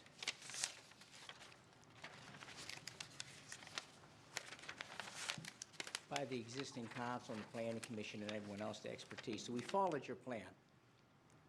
Now, in saying that, if you want to change your plan, that's fine. We can change your plan. But I think Jeff has a recommendation, asphalt. This has nothing to do with money. I just think that you're making a mistake putting in concrete. Concrete's going to shift. This is for bikes. Concrete's going to have grass growing in between it. Again, this is for bikes. If you take a look at your sidewalk up by the rec center, there's grass growing up between it. If you take a look at where the trail by the library runs into the sidewalk, they've had to plane that down numerous times. Just walk it and you can see it. I have pictures of it. But if you want concrete, I think it's a mistake.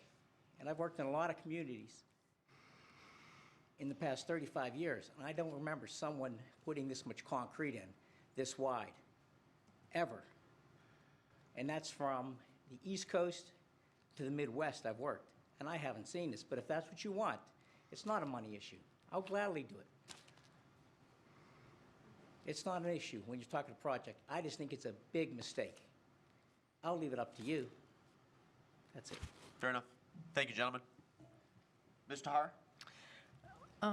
So I'm thinking about the walking experience and in my distant past, the running experience. And I have to say, also bicycling, asphalt is actually more conducive to the way I like to move around in the world if I have to move on a paved surface. So I don't think I'm going to support the amendment. Thank you. Any additional discussion?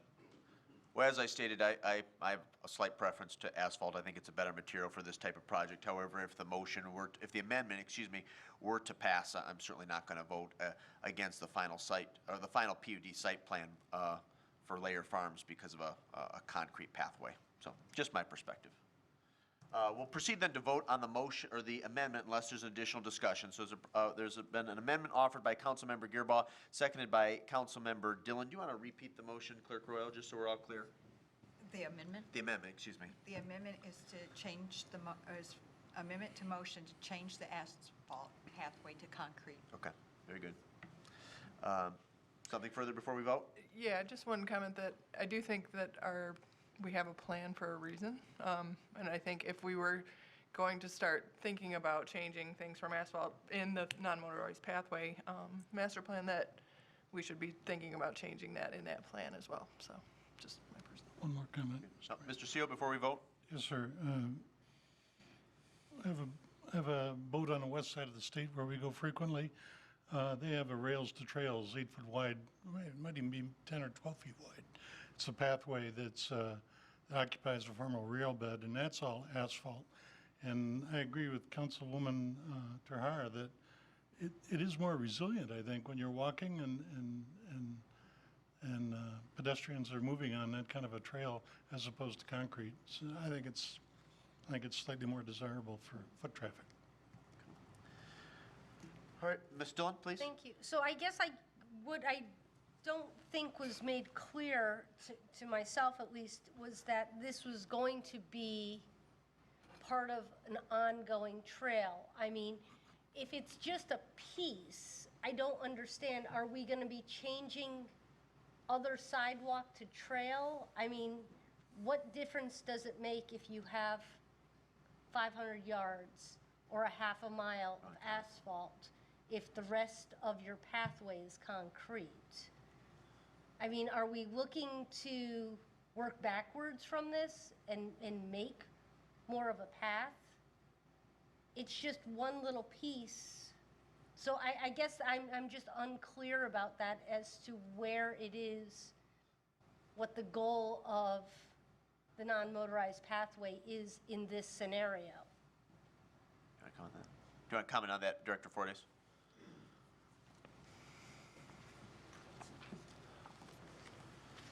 The non-motorized plan does envision pathway all the way down Maple. Now, when that will happen is unclear because we do have existing sidewalk in a lot of that. So we have enough gaps and enough needs, where facilities don't exist, that we're a long way from getting to the point where we're going to take a 6-foot wide concrete sidewalk and replace it with an 8-foot or 10-foot wide asphalt pathway. That's a long way down the road. But the plan does envision a wide multi-use pathway the length of Maple. So then with Maple Oak, should we have explored that as an option? Instead of having them pour brand new concrete there? Well, it's on the other side of the street at that point in the plan. So it's on the west side of Maple. Okay. Okay. Thank you. Any additional questions or discussions before we vote on the amendment? Okay, there's an amendment on the floor offered by Councilmember Gearboss, seconded by Councilwoman Dillon. All those in favor of the amendment signify by saying aye. Aye. Opposed, say nay. Nay. Nays have it, and the amendment fails. So we revert back to the motion that's on the floor, moved by CO, seconded by McClellan, to approve the Layer Farms of Saline PUD final site plan. Is there additional discussion on this motion? Mr. Gearboss. Just curious regarding phase 2 and 3, because we've had similar issues with other developments that did not necessarily get built out during the entire period of time. How does phase 2 and 3, how do they get resolved? Should we have a problem within the PUD that say the building doesn't get done within 5 years? I'm just curious on that. I don't know how we handled that question. Who wants to take that one? You want to take that one, Tom? Attorney Forshee? Well, we have an agreement in place, and for a site condo agreement that'll flow out of this as well. But I would imagine then that subsequent phases would be sold and then continued in the site plan would flow with the land, and then that phase would come about through another developer at some time in the future. I know that's usually how it ties with the site plan, but should the phase be sold to another company or whatever? The problem that we had with the one development was that then the subsequent phases were totally built differently than the first phase. And as a result, the existing owners were not excited about the new developments. I just want to make sure that we have some understanding of how that would proceed in this type of situation. Yeah, I think so. The site plan approval goes with the land. So whatever you approve is what attaches to the land, and we also have the site condo agreement as well to state how it would flow from there from a timing standpoint. So I don't know if that answers the question. I think Attorney for the applicant, would you care to speak? Sure, Scott Munzel. Real briefly, the way, it's a good, important question. The way that the site plan, the way the concept is that all of the infrastructure that's going to be needed to support the entire PUD is going in phase 1.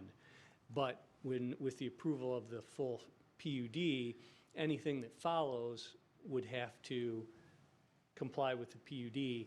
And essentially, since all the infrastructure will already have been built, it would be much easier if there were some kind of problem for any subsequent development. All they have to do is look at the PUD site plan, or I'm sorry, the overall PUD, but all the infrastructure is already going to be in.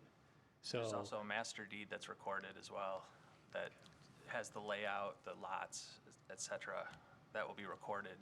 And I think this PUD is more unique because we have this has only been in place kind of for the last couple of years, so this is our second one, so it's a little more beneficial at this point in time. Just the other statement, I believe this is a good design. I have, since I've seen it, my only concern is I look at our thing in terms of maintenance and whatever else the city takes on, and that's the reason why I push for the concrete sidewalk and consistency moving forward. As for moving this and approving it, I have no problem with it. I think it's an appropriate plan. We knew that was going to happen. Construction happens. It's whether we build it smartly or whether we build it haphazardly. And I think that's the reason why we're working so hard on the west side of the city to make sure that we have a good plan moving forward. Good. Thank you, Mr. Gearba. Any additional discussion on the motion? It's been properly moved by CO, seconded by McClellan, to approve the final PUD site plan. All those in favor signify by saying aye. Aye. Opposed, say nay. Ayes have it, the motion carries unanimously. We move on to new business item 19-182, Layer Farms of Saline documentation and proposed resolution language. The first motion will be a motion to acknowledge receipt of the October 1st, 2019 memo from Attorney Forshian to approve or not to approve and to authorize or not authorize the mayor to sign where necessary, the documents referenced in the memo as presented here too, with such minor modifications not adverse to the city in the form approved by the city attorney. I'll move to acknowledge receipt. Okay, moved by Gearba to acknowledge receipt. Is there a second? Second. Seconded by Councilwoman Dillon. Actually, List Director Fordyce, but are you taking the lead on this? I would assume the attorney, Mr. Forsey, is. Yeah. Tom, if you'd like to provide an overview, and then we'll open it up for questions. Sure. So when we talked earlier about community benefits and supporting documentation, all the other things that have to flow with this project that involves city property, which can include easements, utilities, dedication of utilities, a site condo documentation that's required by the zoning ordinance, a master deed, which is required to be filed with us, also per the zoning ordinance, and a number of other ancillary documents so that roads can be dedicated where they're needed, easements can be had where they're needed to do construction, and utilities are able to be placed in the right-of-way and be dedicated to the city. All those boil down to approximately 11 documents, including do you want me to go through all of them, or maybe just open up to questions afterwards? I do have one quick correction. Yeah, why don't you go over them in their entirety, and if you want to stipulate some corrections or changes, that would be great. These motions are essentially combined, not technically, but in a practical sense they are. So yeah, if you want to provide a broad overview, and then we'll open up for questions, that would be great, Tom. Okay. So the first document is a water system easement. It's a three-party agreement. It's providing an easement for water distribution system, first from DG Investment, and then the initial grant is Grant Sakwa, and then eventually it's comes to the city after we approve the water system and also approve the design, and it eventually is dedicated to the city, and that's what this easement provides for. The mortgage subordination is just sort of a technical document that's not included in the packet because it's not really time to do that yet. But this is in that case where if DG were to default, their mortgagor wouldn't take possession of a water easement, so it would subordinate, and the water easement would stay into place. Okay. There's another dedication of land for public street purposes from the Liebherr Aerospace. For a portion of Maple Road that's attached and on the exhibit. The next is the master deed, which is required to be submitted to the city, and then it's going to also, of course, be recorded. which provides the layout of the development in conformity with the site plan that you just approved. The next is a site condo agreement, and that's also required by the zoning ordinance as part of the approval of the site plan. And certain conditions had to go into that, and those are all listed explicitly in the zoning ordinance. And then, of course, I've been working with the developer and their attorney for any site-specific parts that had to go into it. Number 6 is the Washtenaw County Road Commission resolution certification. That's just us accepting that Washtenaw County is relinquishing part of Maple Road to the city. This is the small correction I need to make. I'm going to strike "and dedication to highway purposes," which was which was already recorded. Just the words "which was already recorded." There was a excess document that made it into the packet that was inadvertent, so that's just removed. That change will be made without objection. Thank you. There's a temporary construction license. That's where Grand Saco needs access to build water main over city property to connect the main on Woodland Drive and eventually into Lair Farms, so as to create a loop system. And we do a license there because it's just temporary. It's not going to be a permanent right. It's just going to allow them access onto city property for a certain purpose for a certain time frame. That's why a license is used there. And then there's a number of dedication documents. One is Maple Road from the east-west quarter line south to Wood Outlet Drain and north line of Maplewood Farm condominiums. Another is for street water and sanitary sewer dedication of interior property. And some of these are kind of hard to see when they were all shown on the site plan when it was originally presented, but it becomes kind of a patchwork. So you'll see that there are dedications made here and there, but it all comes together in a puzzle-like way to make a complete project. So some of these are a little hard to see in the abstract, but another dedication of easement for the pedestrian walkway was found in the north area of the property, and a dedication of easement for utility purposes, various utilities, dedication of easements. And again, this is the one that's sort of hard to put together, but that's internal to the site.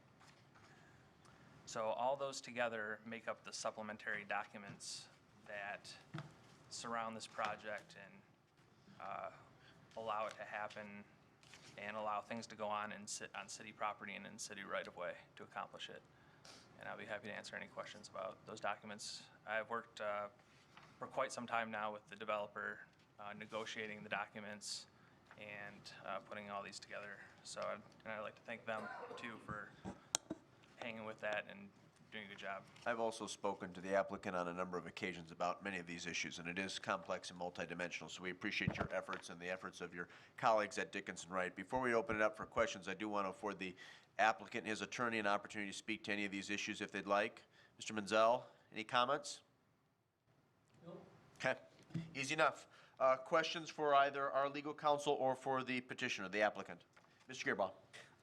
Not really anything regarding the legal documents. It's more the other additional extension that would be granting authority to sign for minor changes and modifications. Can you clarify specifically, are we just talking clerical errors?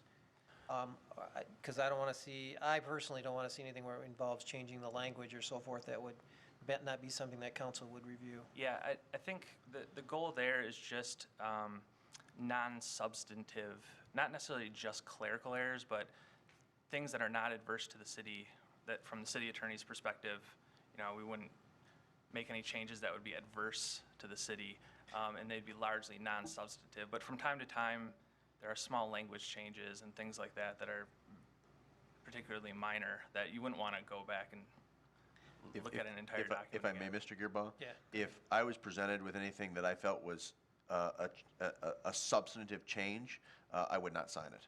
I would bring it back to this body because, quite frankly, I'm not going to run afoul of you all. Right. So that's just how I operate. And I appreciate that. I think for me, it's just who makes that judgment call, and that's kind of a part of it. I think we have no issue, I have no issue with clerical or misspelling, maybe issues in terms of easement numbers that are, distances or things like that that needed to be clarified.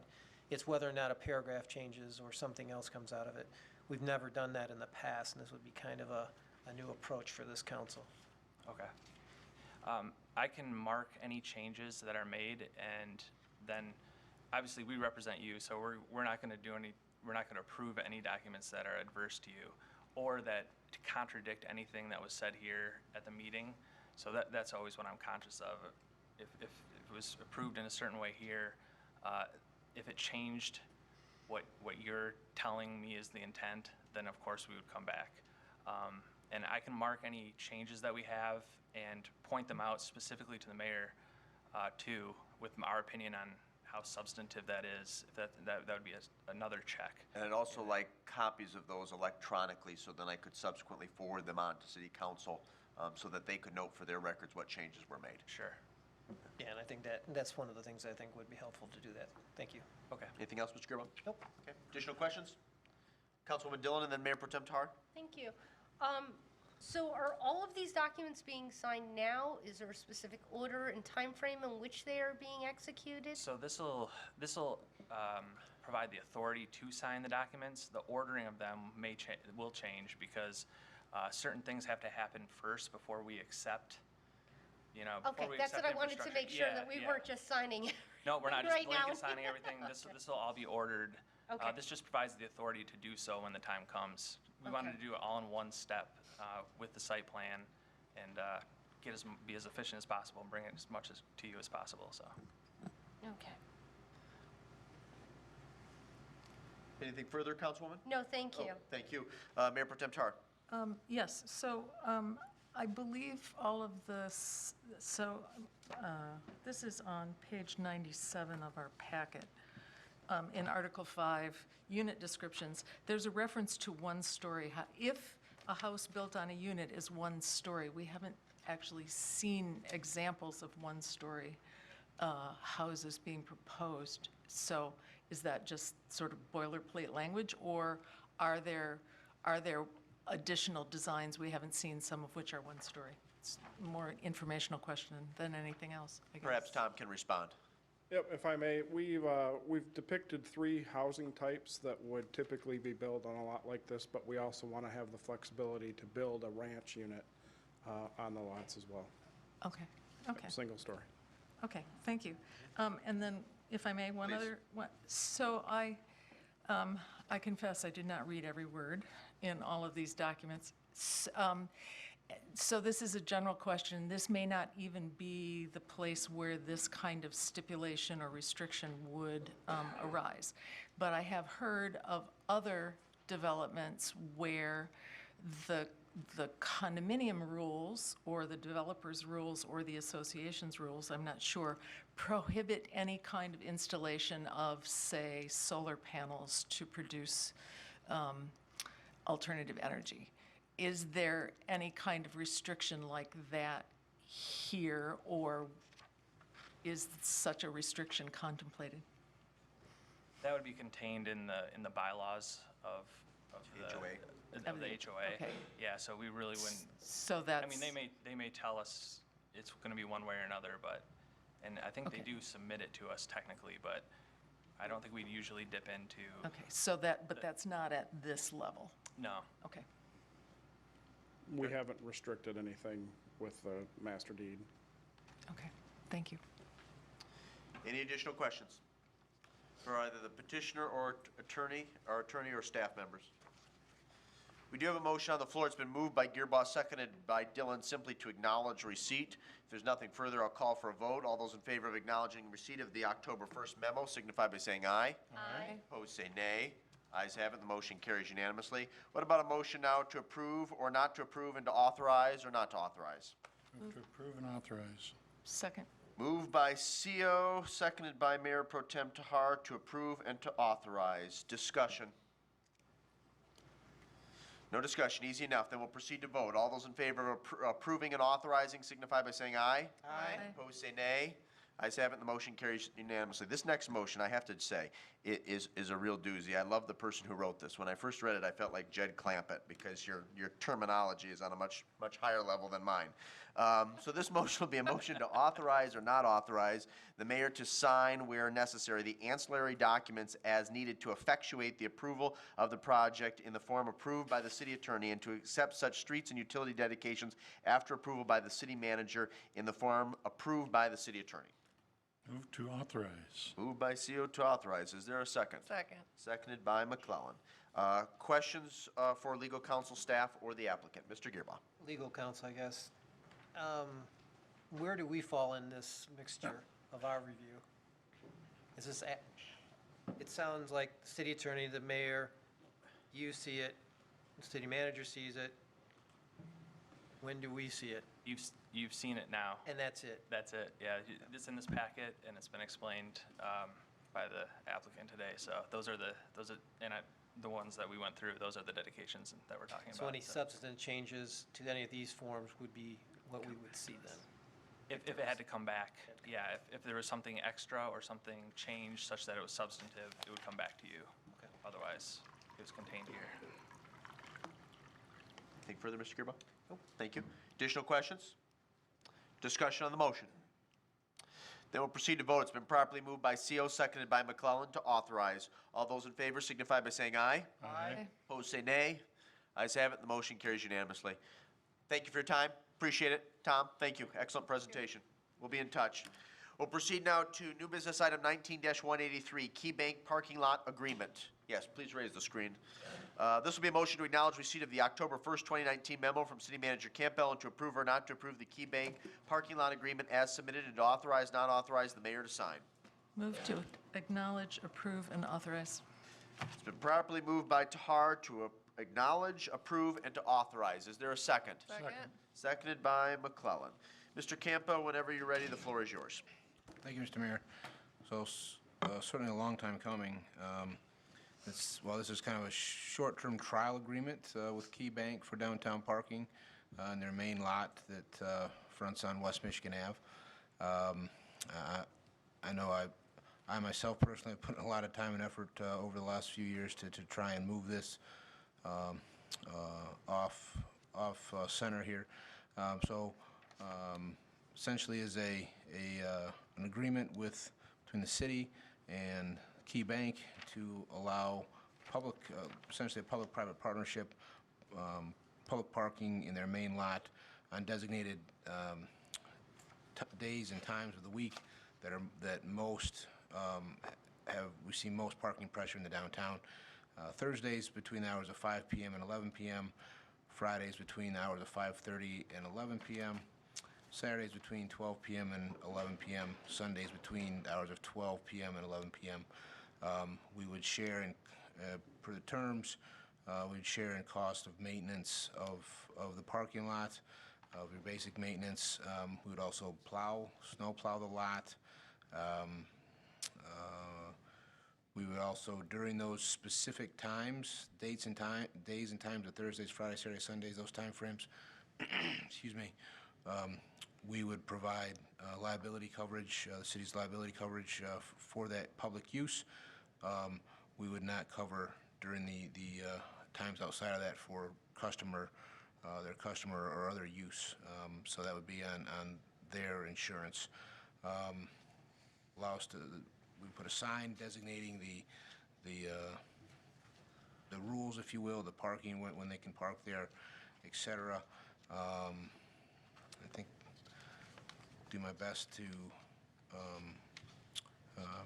answer any questions. Very good. Thank you, Mr. Campo. We appreciate your work on this. Questions for our city manager? Ms. Dillon. Thank you.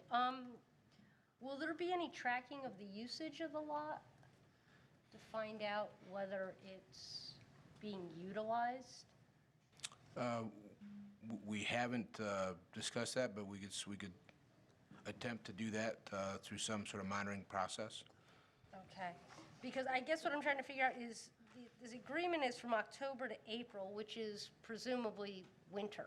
So there's less people downtown, there's less activities, theoretically less use of it.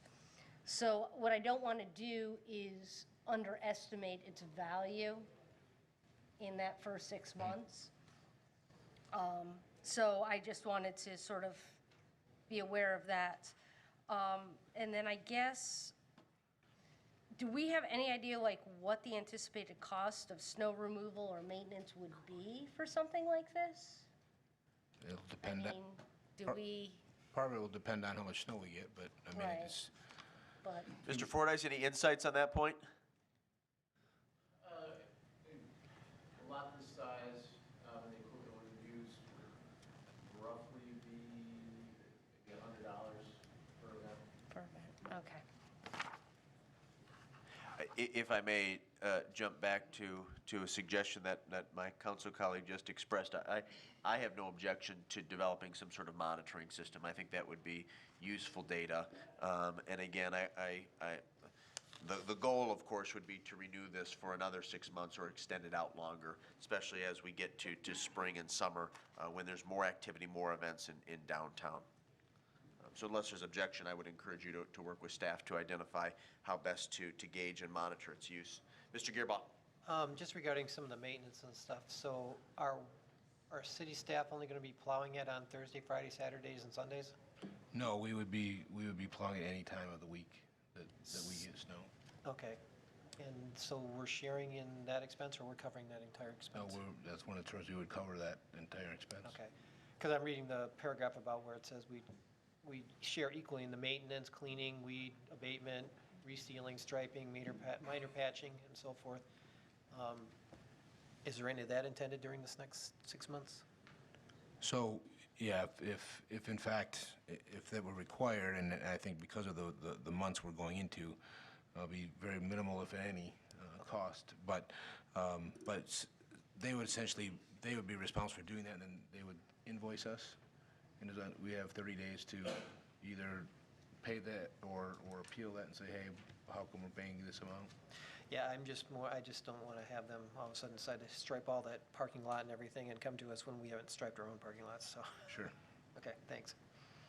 Additional questions? I do actually. Oh, Thank can I you. grab, sorry. Mayor Pro Tem Tahar had a question, Ms. Dillon. Can I grab her first and then jump back to you? Oh, yes, Thank okay. you. I was- So I may have overlooked it. Is there a provision here for at the end of 6 months going forward?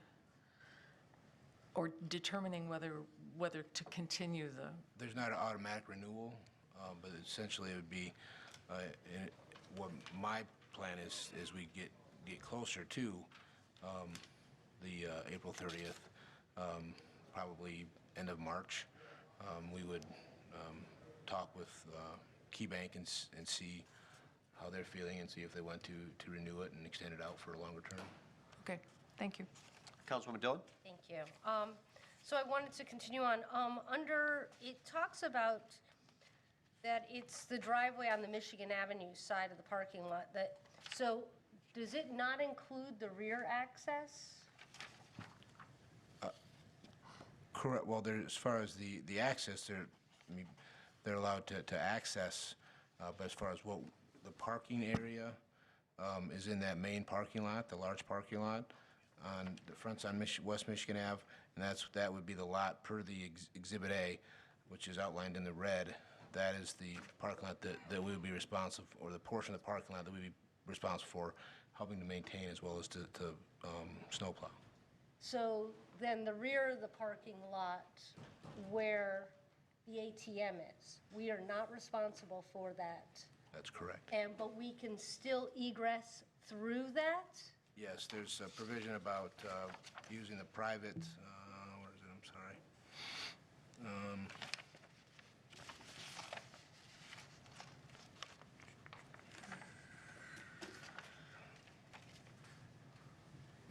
Someplace in here talks about private, I think it's in number 1. the right to conduct vehicular ingress and egress over and through the private streets, curb cuts, and driveways on the Michigan Ave side that provides access to parking lot, but Yeah, it doesn't make mention of the other right, part. but that's the understanding that through the conditions that the discussions I've had. Okay. Do we need to clarify that we can go out the back way, that we are traveling through that part? Or are they just looking at it as though we're looping through the front of the parking lot? Yeah, I mean, that's my understanding is that we can utilize that access, but We could work with them to. I Yeah, guess I'm to just trying to clarify figure out, that, yeah. because we're not maintaining it, so Correct. maybe it's not part of it. And Seems I like just want to make sure that we clarify to people. Right, yeah, I don't, sure, but that, Seems like a pretty innocuous change. We could propose that to them. I don't think that would take time. That's fine. Like I said, I just want to be clear about it. Yeah, no, that The makes other sense. part is that I think in that parking lot, there are currently spaces that are designated for what used to be the antique shop.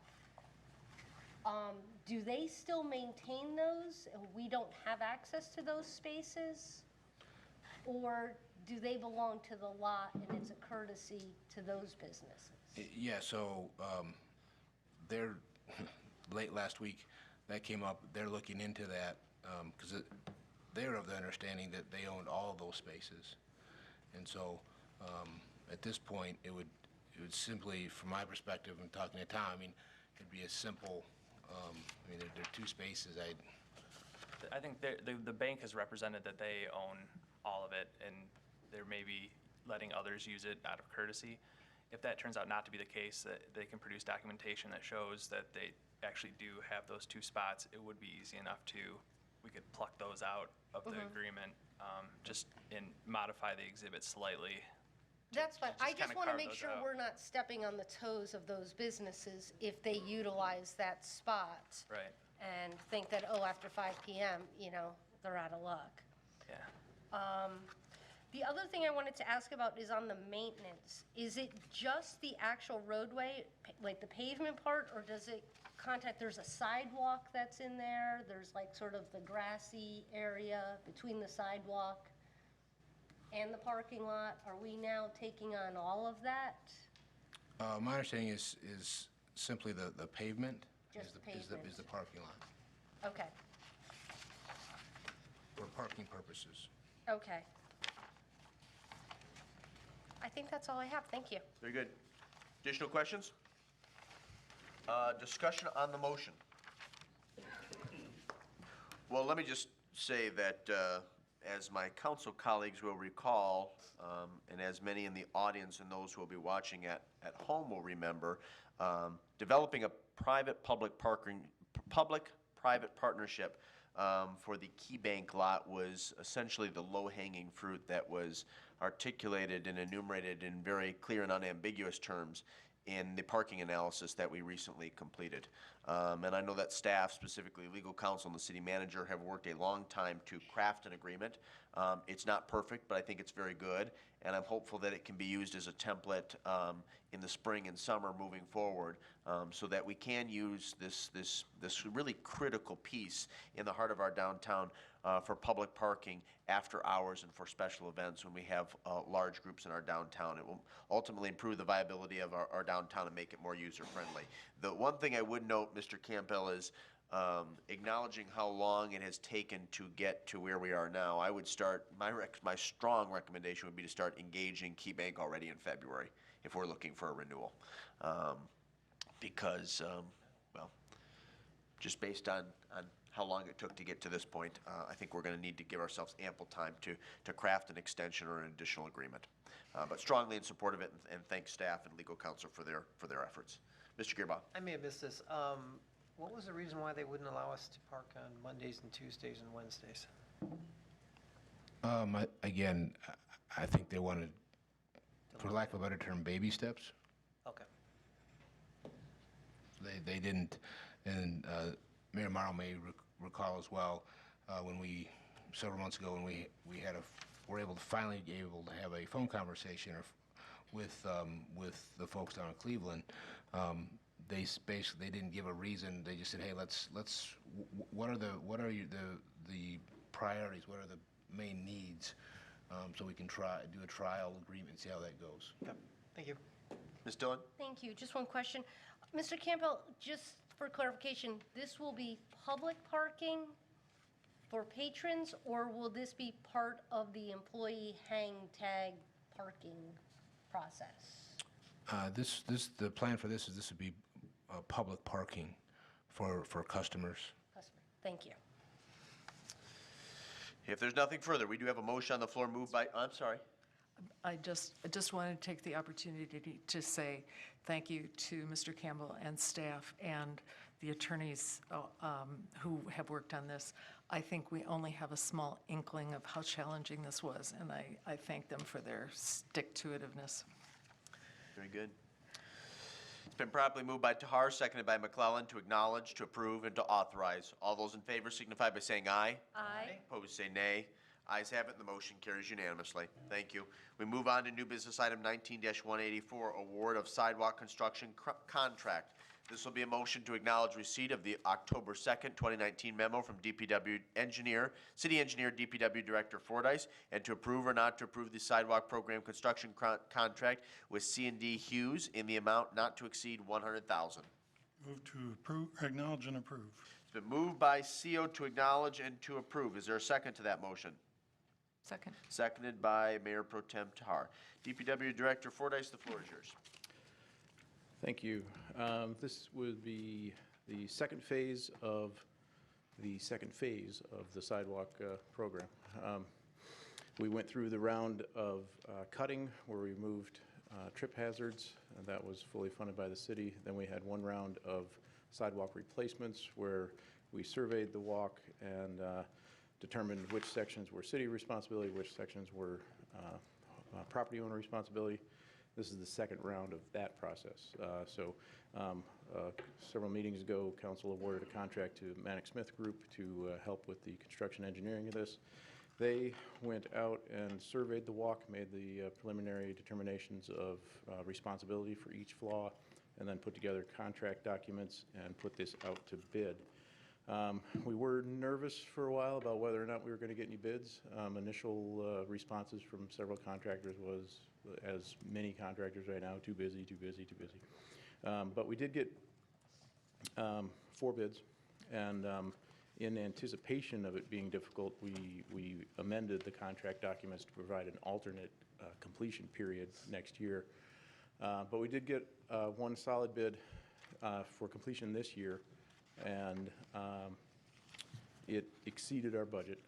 So we went back and negotiated with that contractor to reduce the scale of the project because we felt that the unit prices that they bid were fair, solid prices. So we reduced the quantity and came up with a project scope that fit our budget. So a couple questions. Assuming this motion passes this evening, when do you expect work to begin? Monday. Monday of next week? Yep. So remind me of the process in the past, because I believe I signed the letters, maybe I did not. The letters that we send out to affected property owners. Yeah, because of the doubts we had in this bidding process, we delayed that, and it maybe delayed a little too much. But so those letters are being hand-delivered tomorrow. Okay. To the affected residents with a request for a very quick decision and turnaround. Failing that, we've printed a second copy of the letters so that as we're out on the street, we can go basically door to door and say, hey, do you want us to fix this? That's great. Remind us all and those who will be reading about this meeting or watching it on Channel 18, the geographic region and scope of this second round of our comprehensive sidewalk program. I do have Todd Brown from Manic Smith here, and I would like him to answer that question. Thank you for being here. Appreciate your patience this evening. Yeah, good evening. Todd Brown with Manic Smith Group. So it's the northwest quadrant. It was broken out. The survey that you folks had done in 2015 broke out in 4 different quadrants of the city. The northwest is the most densely populated area for sidewalk. So it's going to encompass the whole northwest quadrant. So you define northwest as north of 12, west of Ann Arbor Street? Correct. And some east as well of Ann Arbor. There's a handful of spots that we're going back to. Extending all the way up to the city borders, Colony Drive, north side of Northview subdivision? As part of this group, yes. With the way that we had to pull some of it out, it was a little bit patchy, so we can make the $100,000, get the biggest bang for the $100,000. So it's a little bit patchy in that area. Okay. Yeah. Here's what I would ask. Obviously, I'm fully supportive of moving forward with this. there needs to be something done, ideally tomorrow. In fact, it needs to be done before the close of business tomorrow. We need to put something on the website and something on Facebook in addition to your staff hand delivering the notes. Notifying folks that the second round of sidewalk work will begin likely on Monday in the northwest quadrant of the city of Saline. Those affected property owners should expect a hand-delivered letter at their door sometime this week. Questions, call. I'm assuming the questions are either directed to the clerk's office or your office manager, Priscilla, at DPW. Okay. Questions? Ms. Dillon? So would my neighborhood be in this quadrant? Are we going all the way out to Torwood, Saline River Drive? Not that far. Not So we're that cutting far. off at the river? Yes. No. So then where do I fall in if I'm not in the northwest quadrant? Well, so you're in the northwest quadrant, but when we had to scale it back, basically the river is. Yeah, and if I could get your address, I can definitely check. And maybe we Okay. can check. We have the spreadsheet. I just didn't, it's a very thick spreadsheet. No, that's okay, because I was going to say, I would classify my street as northwest, and I don't remember seeing dots. Yeah, and I apologize. I do apologize. So the way that we had to break it out was we had to just limit the area. So I say the northwest, generally speaking, the northwest quadrant. It's not all of it, but we had to reduce the size down just a little bit. Okay, so I guess, Mr. Fortis, can you just sort of explain what the scale back actually means? You're just doing less area, Yes. correct? So then, are we doing a phase 2 of quadrant 1 at some point to like get all the spots that you're missing? Yes. Yeah, we've only budgeted so much money per year for this, and actually we're kind of doubling up this year. And so there'll be more rounds until we're all the way through the city, which may be just one more round, depending on funding. Okay, so then residents will get a letter tomorrow, and they need to, within 48 hours, make a decision of whether the city's going to do it or they want to do it themselves, Correct. correct? And so if they choose door number 2, what is their time frame for having to complete it? That gets into enforcement, and we haven't gone there yet with this. So we had, I think, in the first round, we had a very high participation rate, and the few that didn't participate, I just kind of kept an eye on them, and they did go back and fix their sidewalks. So if somebody chooses not to participate in this, we'll wait till the end of this round and compile the list of addresses that didn't repair, and then move forward with enforcement on those. So then, if they choose not to participate and then they're in non-compliance, then at some point, will the city step in and do it anyway?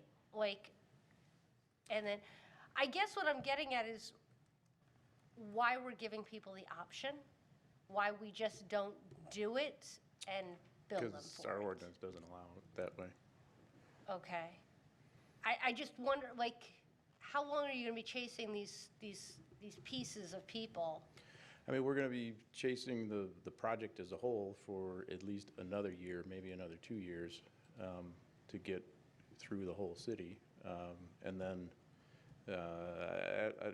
what the timeline for enforcement, once we give somebody a violation notice and require them to fix their sidewalk, I don't know that timeline, but there is a process for that. Okay. So but yes, it will take time. And so then what is the scope of time now for this revised project? Like, how long if you start on Monday? It's about 2 weeks 2 weeks? Okay. with probably some cleanup in the spring. Okay. Thank you. Additional questions, Mr. Gearbox? Just real quick, everyone that's going to be affected is aware that at some point in time, in the last 2 or 3 years, we're made aware that they have sidewalks that's going to be replaced? Maybe not everybody, the vast majority. There may have been some things between the initial kind of awareness notification that went out 2 years ago. There may have been some additional flaws since then that got picked up in this survey. But so all those properties got a notice quite a while ago. And now they'll get another notice. Yeah, I'm just expecting we're going to have backlash, so no matter what happens, it's going to be backlash, so, okay. I do have to say, I was pleasantly surprised last go-round how quickly people responded in an affirmative way Yeah. to the program by providing money and opting in Yeah. to participate. And I think the critical piece is you're really leveraging the economies of scale.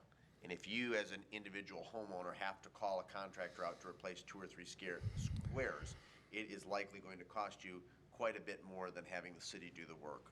Yeah, if you can get anybody to show up for that Right. small job at this But point. at this point, at this point in the construction season 2019, if you're going to opt to do it yourself, I don't think you're going to get somebody before the end of the calendar year. Yeah. And we provide the project management, if you will. I mean, we've found the contractor, we're taking care of the payments and, and the insurance, and they don't need to worry. Yeah, I think that was beneficial. I mean, it is beneficial for the city to do it. It's just the time span and people being prepared to be able to respond back to you quickly. And if you're basically handing them a letter and saying, I need to know what you want to do, Yeah. that, we're going to hear back about it. I know it already. So just be prepared on how we respond. So just to be clear again, how quickly are you asking them to respond? By Friday would be ideal. How problematic would be to give them to the following Friday?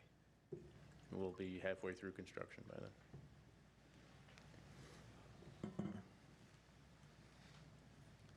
I just think we're going to have to We're gonna push it Mr. out. Gearbuzz onto something, which is I think we're going to need to provide some folks a little bit extra time. Are there city pieces that can be done immediately versus, I know you want to be continuing, you want to do it within a approach, but Yeah, I mean, the economy of it and the economy of scale comes from doing a whole street all at once.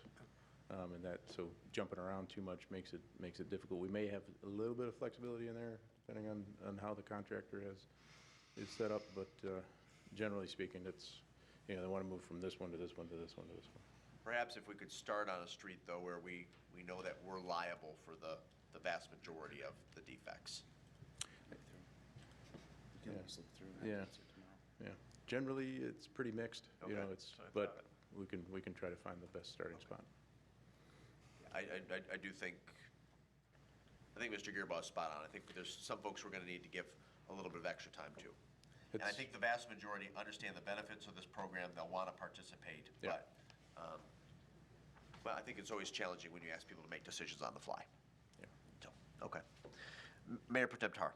Yes, I just wanted to ask, how much flexibility or, I guess flexibility is the word, are we allowing people who are responsible for paying for the repair to make the payment to the city? What kind of deadlines are we giving them? If we're requiring them to make a fast decision, how much time do we give them to actually pay? It's 30 days after we issue the invoice. And the invoices won't go out until we have all the quantities and payments to the contractor finalized. So, a minimum of 2 months at that point. And if it's a particularly, I think if it's over $1,000, we do allow them to split that into multiple payments. Okay, that's good. Yep. So what your staff is delivering then, so we're all clear, is a form basically saying, are you opting in or opting out? Yeah, it's a letter informing them about the program, about their responsibilities. Yep. Gives them the not-to-exceed cost estimate and the contract that they need to sign to opt in. But it makes it clear that a subsequent invoice will be mailed when we have an, okay, Yep, yeah, there's no payment due at this time. very good, okay. Yeah, considering the expedited timeframe, I guess, earlier in the day to get that on the website and blast it out at social media, and then if you could let city council members know, because most of us maintain a social media presence, and, I think the more voices communicating on this, the better. Right. Okay. Any subsequent discussion on the motion? It's been properly moved by CO, seconded by Tahar to acknowledge and to approve. All those in favor signify by saying aye. Aye. Opposed, say nay. Ayes have it, the motion carries unanimously. Thank you, appreciate your time this evening. We move on to new business item 19-185, water service vehicle purchase. It's a series of two motions. The first motion will be a motion to acknowledge receipt of the October 2nd, 2019 memo from City Engineer DPW Director Fordyce and to approve or not to approve the purchase of a 2020 Ford F-350 DRW extended cab chassis from Varsity Ford of Ann Arbor in the not to exceed amount, of $30,950.80. Move to acknowledge and to approve. Thank you, Mr. Gearbaugh. Is there a second? Second. Seconded by Councilmember Seal. Director Fordyce, the floor is yours. We had budgeted in this year's budget to replace a 11-year-old vehicle that we use to service the water system. And we went out for bids, publicly advertised bids for the chassis, and utilized the Rochester Hills Purchasing Cooperative to specify and price the upfit of the vehicle. And those are the two motions here before you tonight. Very good. Questions for our DPW Director? Councilwoman Dillon. Thank you. The current truck, are you keeping it or are you salvaging it or secondary market? That one we anticipate auctioning. Does it have value? A little bit, not too much. Thank you. Additional questions? Mr. Gearbaugh? How did the truck that we currently have compare to this truck, how we're outfitting it? We are outfitting this one a little bit higher level. The existing one is pretty minimally upfitted in terms of it being an emergency site vehicle. So we end up utilizing this a lot on water main breaks. And the new one, we've added some features that will kind of make it more of a response vehicle. There's a lot of area lighting and there's more significant caution lighting on it. The existing one is very minimal substandard on that. Some more safety and 24-hour usage? Yeah, there's a lot more safety in this one. That's good. Additional questions? Discussion on the motion. It's been properly moved by Gearbaugh, seconded by CO to acknowledge and to approve. All those in favor signify by saying aye. Aye. Opposed, say nay. Ayes have it, the motion carries unanimously. We move on now to the subsequent motion, which is motion to approve or not to approve the supply and installation of a Monroe service body and accessories to Truck and Trailers Specialties Incorporated of Howell in the amount of $42,125. Move to approve. Moved by Gearbaugh to approve. Is there a second? Second. Seconded by Councilwoman Dillon. Mr. Fordyce, do you care to make a comment? If Okay, there's any questions for the DPW Director? No questions. Discussion on the motion. Then we'll proceed to vote. It's been properly moved by Gearbaugh, seconded by Dillon to approve. All those in favor signify by saying aye. Aye. Opposed, say nay. Ayes have it. The motion carries unanimously. Jeff, thank you very much. We move on to the discussion portion of our agenda this evening. First up is Commission, Committee, and Task Force reports from council members. Mr. Seal, and then Mayor Pro Tem Tahar, and then Councilwoman McClellan. Thank you, Mr. Mayor. I just want to remind everybody that this Thursday night, October the 10th, right here in this room at 7 p.m., we're going to have a public forum on medical marijuana in the city of Saline.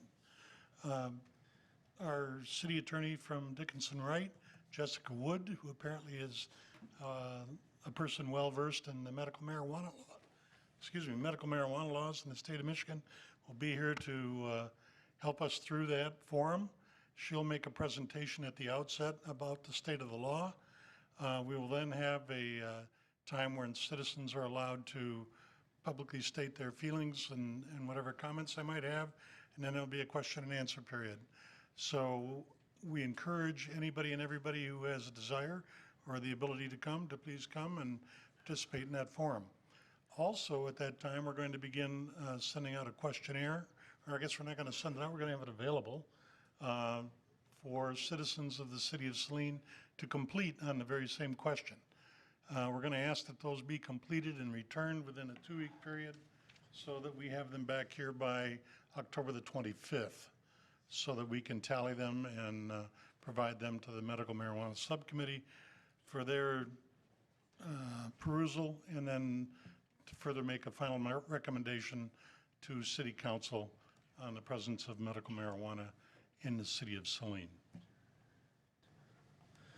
Anything further, Mr. Seal? No, sir. Thank you. Appreciate that. We look forward to seeing everybody Thursday evening here in council chambers. Mayor Pro Tem Tahar? Yes, this is a heads up for council from the Arts and Culture Committee, a budgetary matter for next the next budget season. The Arts and Culture Committee has a couple of things that fall within its scope of responsibility. The Bixby Marionette Collection, the Seats of Our Heritage sculpture, also the Orange Risden bust that's outside the entrance to City Hall, that have ongoing maintenance needs or conservation needs in the case of the Bixby collection that far exceed what the Arts and Culture Committee is typically budgeted in a year. These are more ongoing, you might call them operational costs, although they're not annual costs necessarily. And so I am predicting that the Arts and Culture Committee will be approaching City Council to think about ways to fund these ongoing needs that are not really in the committee's capability of handling. Very good, thank you. Councilwoman McClellan. Yeah, a few things from Parks Commission. Our fall park cleanup day at Mill Pond will be Sunday, October 13th from 12 to 3. So the Parks Commission is inviting the public to come help spruce up the park. There'll be a wide variety of jobs available, so bring work gloves, hand tools. If you can, there'll be refreshments. Kids are welcome too, correct, Carla? And so come on out for that. Also that same day, on October 13th, the 3rd annual Mutstodon will be held from 3 to 5. The Parks Commission coordinates the event with the Parks and Rec Department. It's an obstacle course in the dog park for the furry friends. So come to that. It's a lot of fun. And if you're actually interested in volunteering for that event, we are still looking for volunteers for that as well. So contact Carla or Jody at the Parks and Rec Center. And then Tuesday, October 15th at 7 p.m., the Parks Commission, that's our next meeting. We're going to be doing a public input session regarding a second dog park in Saline. So the public is invited to give input on the location, features, and other considerations for an additional dog park, more than likely one that's got 4 sides versus being open to the water. So come and join us. Thank you. Very good. Remind me of the date again. Is that October? 15th is the Parks Commission meeting Okay. And at 7 p.m. Okay. And so if we encourage folks to attend, will the public engagement component, will that be at the beginning of the meeting? Okay. So we should encourage them to attend promptly at 7 p.m. Very good. Any additional, I'm sorry, Mr. Gearbaugh, please. Planning Commission, we passed the final site plan for Fairdine Development on Monroe Street, so looking forward to that. Moving forward, I believe he hopes to get foundations in with possibly some construction occurring in November yet this year, but we can only hope. But I think everything came forward, and Planning Commission was glad to move that ahead and get it going. Very good. Any additional committee, commission, or task force reports from council members? All right, let's proceed then to reports and other announcements. Mr. Gearbaugh. I just want to give thanks to our community for the support they showed yesterday at the at our harvest time at the farm. We had a number of people show up, over 200, probably another 100 that supported in terms of volunteering, being the Saline area players and so forth. And we also dedicated the old mod display, the rails that we had from uptown that were found during the construction. And that was beneficial from a Motor City grant that helped install that. And the biggest help was from Mr. Jim Peters, Eric Grossman, Bob Wittersheim, and other individuals, especially the DPW and Jeff Fordyce and city staff that made that possible. And I think we had a really great turnout for that and understanding that it's part of our heritage, and appreciate all the help. If I may add to that, over the years, I've gone to a lot of dedications and unveilings of various things. And half the time when something's unveiled, I always think to myself, this is it?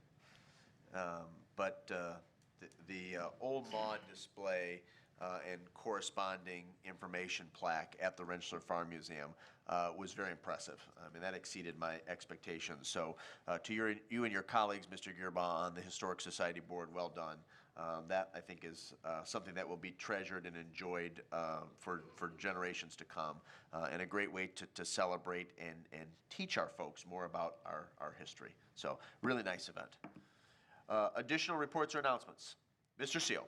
Yesterday, I was at Oakwood Cemetery and attended the Rotary Club's tour wherein they have people dressed in period costume representing various deceased folks in the cemetery. They give us a short vignette about the life and times of the person that they represent. And it was very interesting, very entertaining, and one of the continuing series. I'd recommend that to anybody in subsequent years that the Rotary Club offers those tours to take advantage of it. And we are escorted by one of the young Dillon women. Both the Dillon sisters were there to act as hostesses and guide us around the cemetery. Thank you. Very good. Excellent. Ms. Councilwoman McClellan. Yeah, I am not in charge of this year, but I wanted to mention it. The student art banner competition is kicking off, and the Saline Main Street is hosting that, and it's going to be a winter theme this year, so they're hoping to have banners up, I believe, by November. So it's going to be have kids from K through 12 submit artwork for banners downtown that have some kind of a winter theme, not necessarily holiday, but winter, because they're projecting that we'll keep the banners up throughout the winter season, so from November till probably February or April. I can't remember what the dates are, but so if you have students, please submit artwork. It's a great program. It's a great way to get some color and some artwork and culture downtown, and it's fun. Very good. If there's nothing further, I've got a couple things here. First, I'm going to ask Mr. Campbell to distribute 3 copies to my right, and then I'll ask the clerk to distribute 3 copies to my left. As many of you will recall, one of our residents and downtown business owners, Mark Hensel, made a request and recommendation that there be a modification amendment to the city's non-discrimination ordinance. I believe, Tom, did you take the lead on this? No, it was another one of your colleagues at Dickinson, right?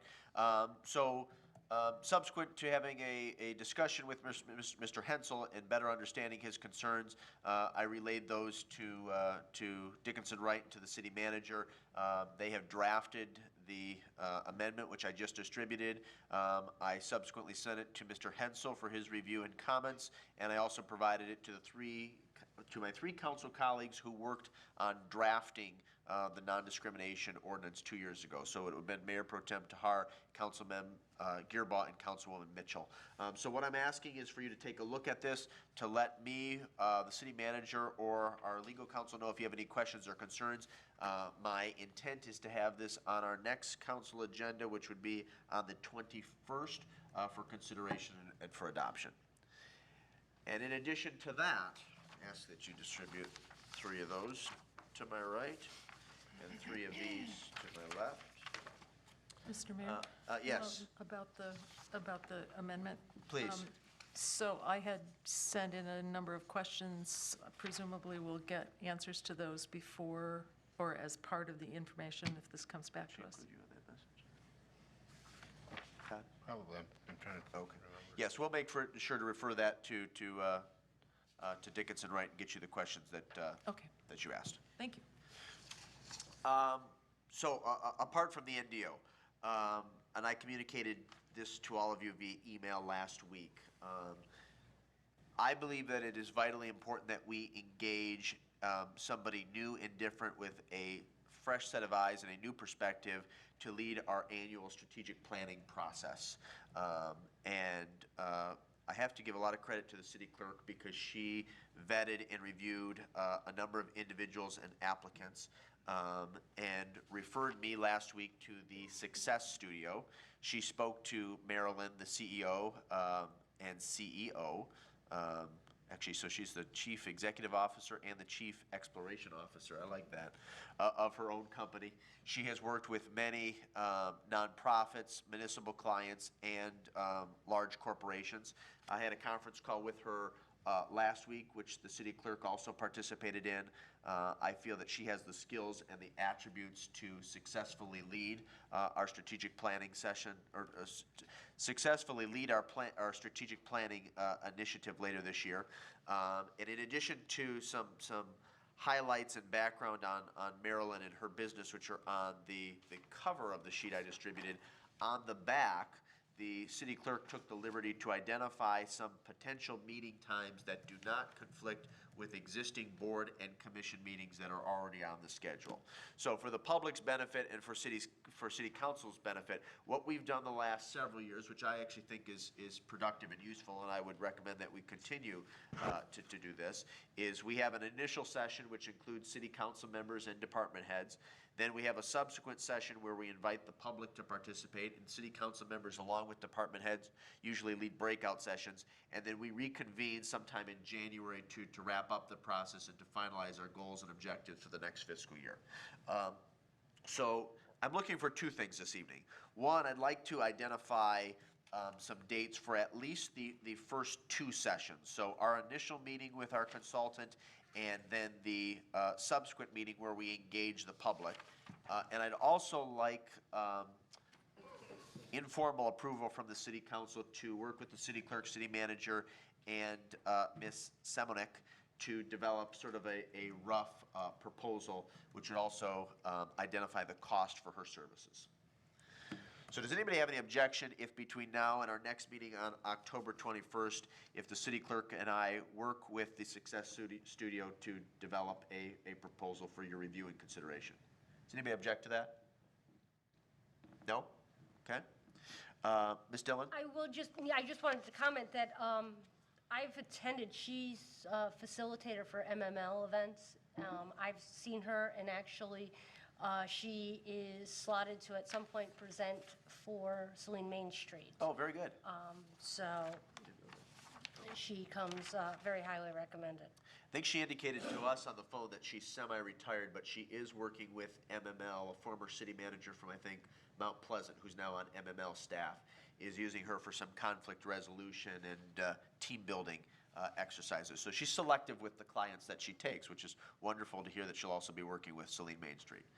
So if there's no objection, we will develop a proposal to submit to you on the 21st, and then, like I indicated, the city clerk threw out some dates that do not conflict with anything on our existing calendar. And so I'd like to firm up a date and time for our first and second session. Anybody have any thoughts on our first meeting being either November 7th and 12th? And evidently, I should note, we also, you also mentioned these dates to Marilyn, and they work for her, correct? Yes. Okay. Mr. Seal? Mr. Mayor, are you talking about evening or? Yes, I think we've generally done, yeah, 6 to 9-ish. I think we have a ZBA meeting scheduled for November 7th. I don't have anything on there yet. Clerk said you don't have anything on there yet. No application has been submitted at this point. All right. Okay. Thoughts from my colleagues? I'd prefer the 9th, or the 12th and the 9th. But The that's 12th for the first one, okay? Yeah. I'm good with the 12th. Good with the 12th. Mayor Pro Tem Tahar? Yes. 12th? Ms. Yes. Dillon, 12th? Okay, 12th. I think Yes. 12th it is. Mr. Campbell, if you'll communicate that to your subordinates, the department heads. Looks like we're zeroing in on the 12th. And then remind me, Ms. McClellan, you said Monday the 9th? The 9th, yes. For the public open house? Yep. Okay. Mr. Gearbaugh? Yeah. Okay. Mayor Pro Tem Tahar? Yes. Okay. Ms. Dillon? Yes. Mr. CO? Yes. Okay. Well, let's stick with that then. Penny, for your thoughts. I'm going back now to 2016 or 2015 when we had some of our open houses regarding the Michigan Avenue makeover. We actually got a pretty significant turnout starting right at 5. It might seem counterintuitive, but I guess what we discovered is if people go home after work, they're far less likely to venture out subsequent. So we would probably start our session on the 12th at 6 p.m. What are your thoughts for a start time on the 9th? 5 sounds good to 5 me. or 5:30 is good. Okay. Obviously, if we did 5, then we're responsible for feeding them, but we would do something casual, light, pizza. We did last time. Yep. Okay. And thoughts on a venue for the public open house? We've been using Liberty School. Can we do something at the 109 in the Main Street? Oh, yeah. The new Main Street office? Can that accommodate? Can that now hold that many people? Depends if the restrooms are complete. Okay. I was there Saturday, but I can't remember what Holly said. I mean, I just think that'd be kind of a nice spot. That way people can go downtown afterwards if they want to. Want to check on that? They Maybe might not be ready. Let that be the first choice. I think another comfortable space with ample parking is the community room at the old hospital, which we used for our most recent retreat this past summer. It has those accordion walls, so you could divide it up, and you could also potentially use the lobby there for breakout sessions. I think that's the thing we need to be thinking of for the session on the 9th, is you have to have ample space to divide. Right. I think that has been an effective tool that we've used in the past, is to divide the public into smaller groups, which makes folks a little bit more likely to contribute, to be True. verbal. True. Okay. Any additional thoughts? We could still use Main Street for our other 2 retreat We sessions. could, yep. Yeah. Yep. Okay. Very good. All right, we'll report back on the 21st. Thank you all. Any additional reports or announcements? All right, let's transition then to the Huntington Woods connecting sidewalk. I added this to the agenda in large part because of a lack of progress and momentum in recent weeks. I did send an email, I think around 4 o'clock today, to Mr. Shipman, the developer of Huntington Woods, asking for an update. I have not received a response yet. I was inquiring about the redesign and the rebid to Doan. In addition to that, I think I communicated this to City Council and some of the concerned residents late last week. I did have a very productive call with Joe Score from Pulte Homes last week. We discussed a number of issues, including long-term maintenance and liability of the connecting sidewalk, and I expect to have a follow-up phone call and conversation with him later this week, but it was a productive, upbeat conversation. And the other thing I would note, and I regret that I don't have more to share this evening, but Mr. Fordyce, you indicated in our brief conversation before tonight's meeting that you thought the redesign was complete. Is that correct? Yeah.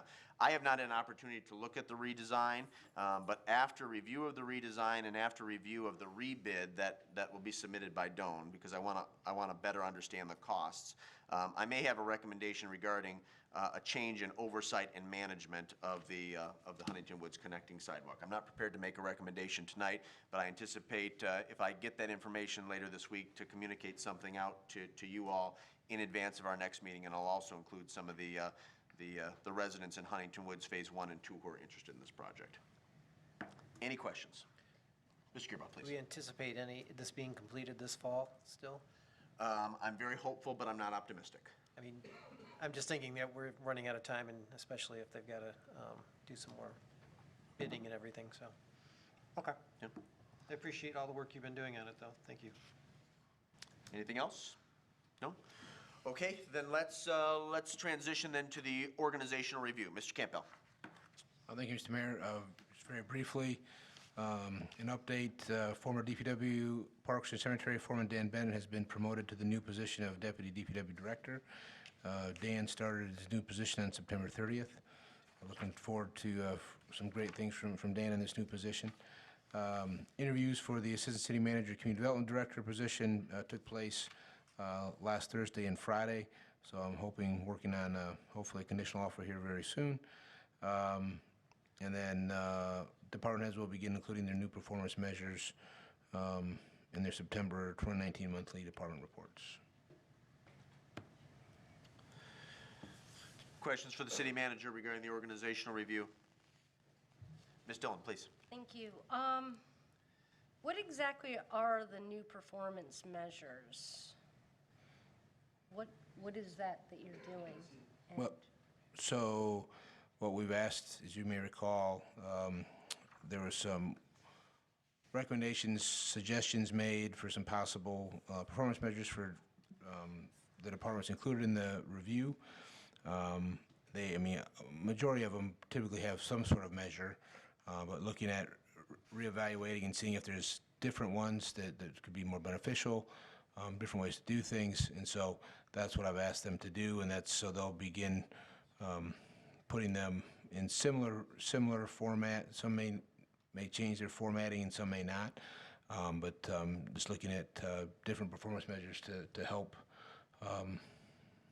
make improvements in the services we provide. Okay. And I also want to ask what the status of the assessor position is. Still, at this point, still looking at alternative methods to provide that long term. We still don't have any applications for assessors. I did put in a call. I'm waiting to hear back to talk possibly about some contracting with a firm to see what those options look like. But that's where we're at currently. Okay, and so what is being done on behalf of the city? What is our current assessing situation? Well, currently, it's status quo.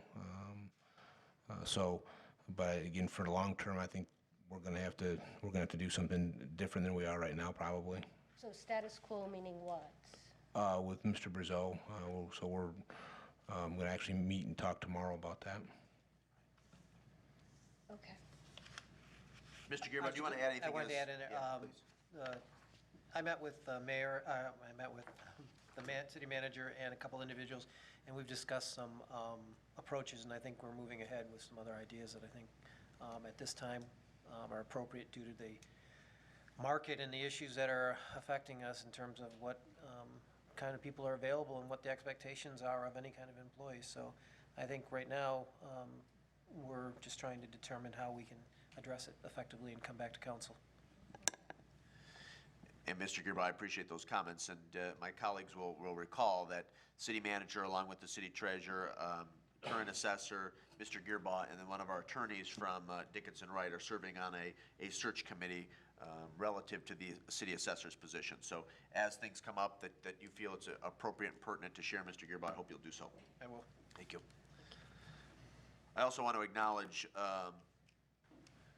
city manager mentioned that interviews were conducted for the community development director's position. I want to thank the city manager, DPW director, city treasurer, Mayor Pro Tem Tahar, and of course Doug Luan from Carlisle Wortman for all agreeing to serve on that search committee. Appreciate your time. Please. And just one other thing, since we're talking about organization review, Mr. Seal and myself met with the chief, staff, and the city manager to discuss our labor attorney on the contract, and we'll be coming forward with a recommendation on that shortly. Very good. Thank you. Appreciate your work on that as well. Anything else relative to the organizational review? Okay, Mr. Wygowski, appreciate your patience. The wastewater treatment plant update. Good evening. We'll be brief. First of all, Nova filters. Nova filter number 1 is still running. Number 2 needs a power supply for the PLC, and the HMI is out. So that's our responsibility. UIS, our local instrumentation company, is going to repair that, and hopefully they can evaluate why we're having a problem with the HMI. I'm not aware of an agreement with Nova yet from Mr. Wood, our attorney, so I'm waiting to hear on the final disposition of that.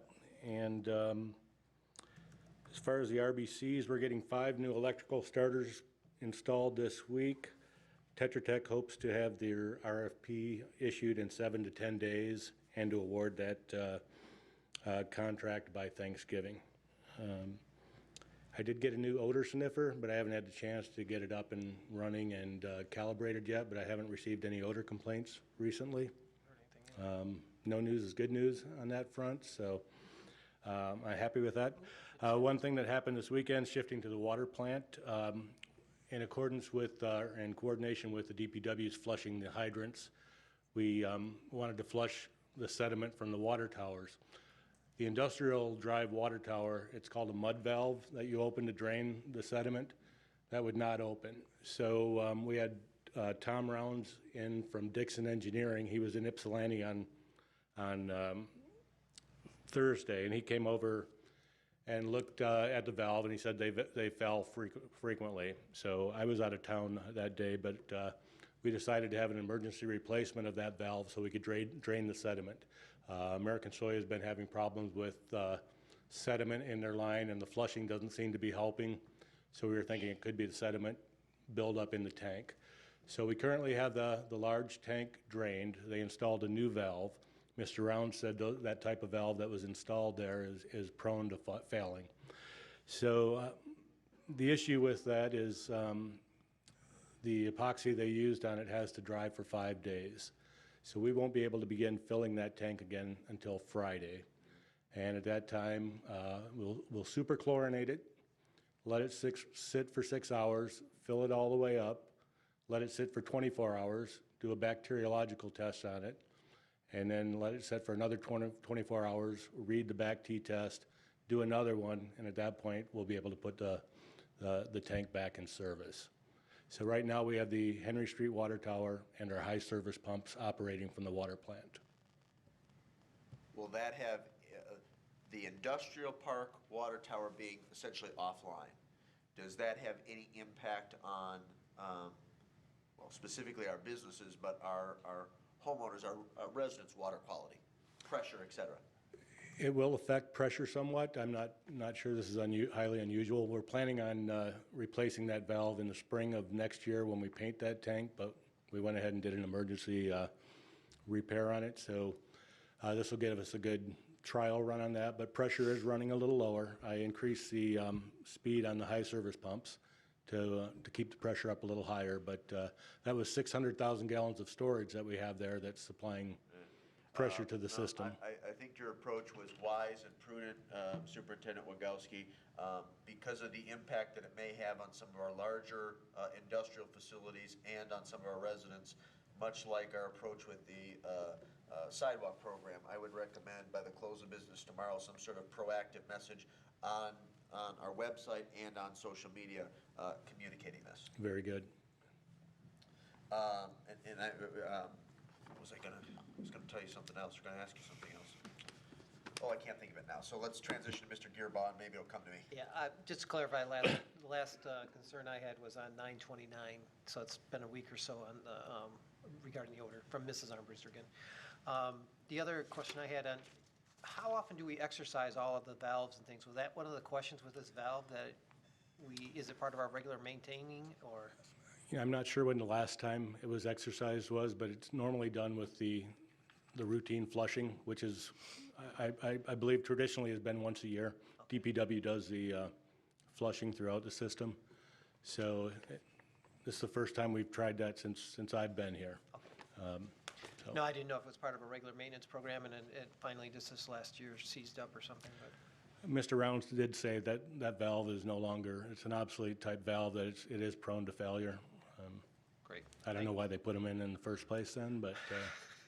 Trust me, we've had that situation at university too, so thanks. I remembered my question and my comment. So because of the number of meetings that we've had with our friends from American Soy, has this faulty valve issue been communicated to them as perhaps the culprit or the genesis for some of their water quality issues? No. No, okay. Yeah, it has? I'm sorry. Okay, very good. Okay, I excellent. was out a bit last week, so. Yes, yep. I understand that. Yep. Our Yep. condolences. Yep. Thank you for doing that, by the way, Mr. Fordyce. And obviously, they're not going to see an impact on water quality until this issue is resolved, correct? Well, they had an improvement in water quality when we. Flush the main? When we changed the valve configuration and isolated them from the water tower, they had an improvement in water quality, and but it had some pressure problems. So that's why we stopped flushing at that point. And then even with all the work we've done on the water tower over the weekend, their water quality continues to be solid. But there's pressure is a little bit of an issue. Okay. Steve mentioned turned up the pumps, high service pumps, and I think that has helped them a little bit. Good, good. And then my last, more of a comment really, but to piggyback on something Mr. Gearbaugh said. So yesterday after I left Rentschler Farm, I went to the rec center. Then it was a beautiful day with a little bit of a wind. I thought I'm going to drive around.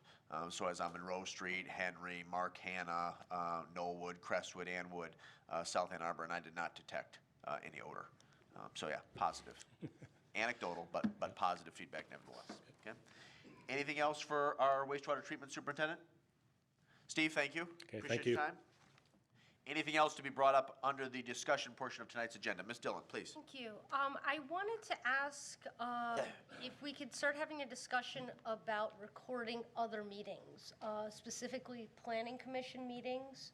I think it would be beneficial to have those meetings recorded for the public as well as council. City staff takes copious notes, but there are a lot of information that I know that, like, when I've attended meetings and I write my notes, I look back and I'm like, what exactly was he talking about? Because I don't have the plans that they're referring to. So I wanted that to just be a discussion item. And along those same lines, I'd really like to see, like, the marijuana forum recorded so that those people that are not in attendance can still have the option of seeing the information that was presented. I think that's an excellent idea, and I don't see any reason why we couldn't record Thursday's forum. And I think that should be, I think the approach of recording events like that should be the standard moving forward. And I would also cite, the upcoming Parks Commission meeting where we're going to be soliciting feedback and sharing information about a second dog park. I think it's really imperative and important to record those types of meetings where we're soliciting feedback and perspective from the people we represent. As it relates to Planning Commission and other boards, I certainly have no objection to that. I think in particular recording Planning Commission meetings would be great. I think the issue is, and staff, Chris and the city manager can correct me if I'm wrong, it's finding somebody, a volunteer to man the booth back there. And we did speak at our cable commission meeting about trying to get some of the high school staff from Ezzy's program to learn the system and be able to step in. And he didn't seem to have any reservation that he could line up students. Good. No. Please. Do we have any issue with making sure people are notified that something's being recorded? I mean, it's a public meeting, obviously. Yeah, it's a public meeting, so. But I mean, no, I didn't know if there was a difference between being having no, a many communities do it. video. Okay. I know I know our youth council meetings and our Parks Commission meetings, I think, are at least audio recorded. I'm pretty sure Jody, does she usually do that? I think so, she does. The primary genesis for that would be for the purpose of establishing accurate minutes. Okay. Mr. Gearbox?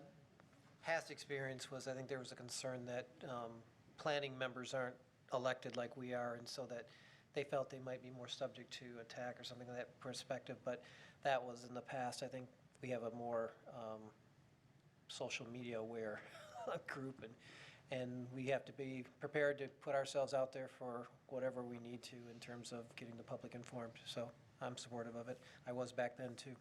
And I think as it relates specifically to planning, between Mr. Gearbaugh and myself, we can certainly mention at an upcoming meeting that's likely to transpire.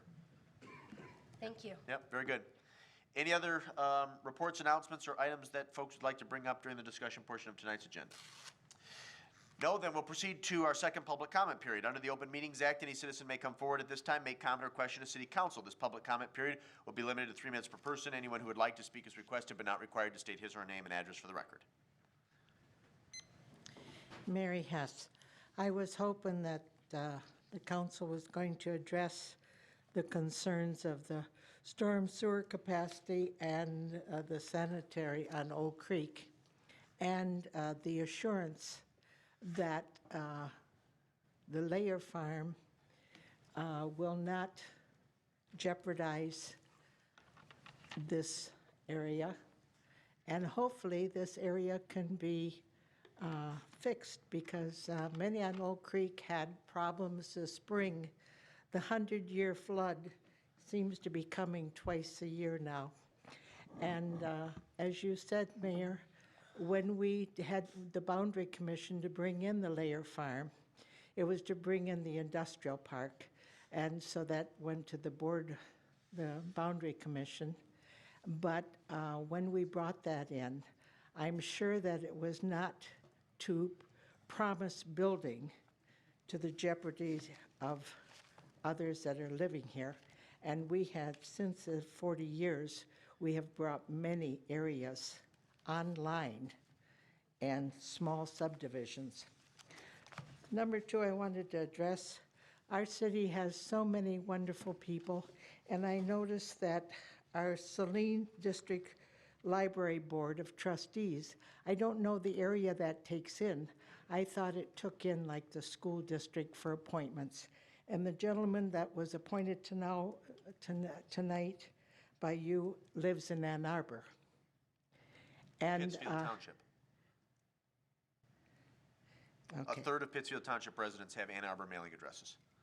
And the important thing is that if they are sitting and judging as far as the cost, that I'm glad that they're part of the paying part too. As far as the, is there any assurance that the concerns on Old Creek and Canterbury, Rosemont, that those will be fixed prior to addition, a big addition such as a layer farm onto the East Belt Sewer? And that's basically it. Well, the first, yes, thank you. Thank you. Appreciate the comments. The first project will be this upcoming construction season, so the construction season of 2020. The subsequent repair to the East Belt Sewer Line will be done in 2021. Additional public comments?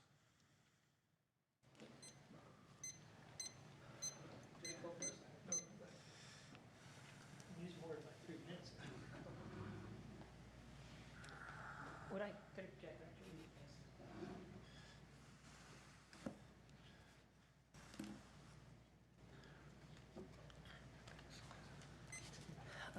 I'll be brief, but my name is, most of you probably know, is Larry Osterling. And as of September 4th, last month, I reassumed duties at the Saline Area Chamber of Commerce. I came out of retirement primarily. It'd been a rough day. My golf game had gone to pot, and they had a need. It's a great position, so I'm glad to be back.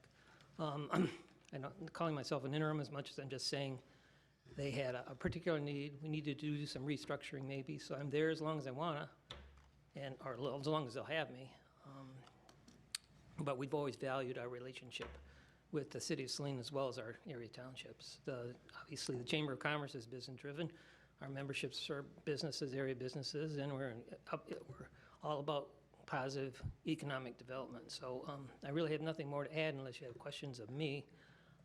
They did say some nice things about me when I was at the chamber, which I took credit for unashamedly, because I figured I'd be taking all the blame anyway, so why not?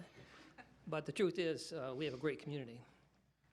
And whatever we do, however we succeed, it's because of volunteerism and the good things that go on with people like you that dedicate your time and your efforts.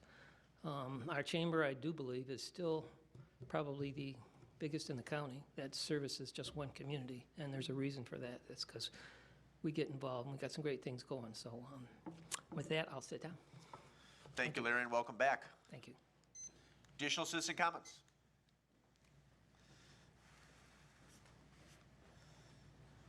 Good evening, everybody. Jeff Weiss, I'm resident of Huntington Woods. I just wanted to talk, and help me out here for a minute. Am I allowed to address a question to you, or can I just make a comment during this 3-minute period? So, Jeff, we usually don't do a back and forth, but if you want to ask a question, I generally respond at the end of individuals' remarks. That's fine. So the question that I truly have regarding everything that's been going on with the Huntington Woods sidewalk is, last July, we were assured that this project was going to be completed, that everything was ready to go and would be completed by the end of the construction season last year of 2018. Here we are 12 months later, only just finding out about all these obstacles that are coming up along Macon Road with the particular resident that had made her concerns about that sidewalk public some time ago. That how are we now, a year later, after being assured when the project didn't get done last fall because a contractor could not get hired, that it was going to be the first task for that contractor to do in April, and then pushed to May, to June, to July, to August, to September, to only find out about these obstacles with now a redesign and who's going to be liable for it if this project was to be completed over a year ago. So I think that most of us have been pretty patient. I know at times we haven't sounded very patient, and that may just be because of the amount of information that we have been given that has been accurate, not once, not twice, but over and over and over again. And as city paying residents, it's been incredibly frustrating. We all, and most of the residents, which has more than doubled in the last year in that subdivision, are continually walking down a street and biking down a street to events and all sorts of things that happen in the city that we are encouraged to attend. and are continually doing things like that to get to our downtown. So the question I really have to ask is how are we now here 14 months later? And I appreciate your comments, Brian, a moment ago. There's no way that project is happening anymore this year. It's April 8th. The weather is going to drop. The temperatures are going to drop. So I have zero expectation that this project is going to happen in the next 2, 3, 4 weeks. What's going to happen come April, come May, come June next year, when all the assurances we were given for that project to happen, where are we going to be 6 months from now when winter starts to end and where we're going to be? A number of our residents couldn't be here tonight. They asked a couple of us to come and speak. There are a tremendous amount of people who are just as concerned as we are that just couldn't be here this evening for some of those conflicts. Good. Okay? Thank you. Thank you. Any additional citizen comments?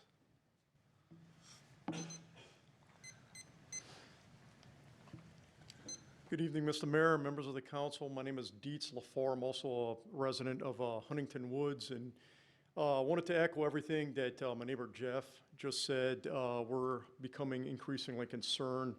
Contributing to 100% of the tax bases of a municipality without receiving 100% benefits is becoming an increasing concern of all residents, especially my household, 2 young kids. I know I speak for a lot of other residents in Huntington Woods.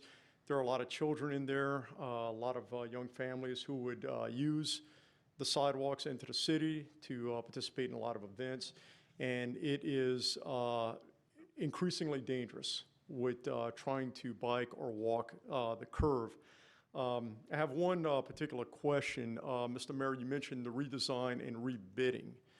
The rebidding caught my attention. If there is an escalation in expenditures, my question is, who is going to assume the escalated liability? And I'll leave it at that. I don't have any further comments. Thank you. Thank you. Any additional citizen comments this evening? Well, let me try my best to address some of the questions that were raised by Jeff and Dietz. And gentlemen, we appreciate you attending this evening. And as I've communicated in the past, I'm not a resident of Huntington Woods. It's a great subdivision. I understand your frustration.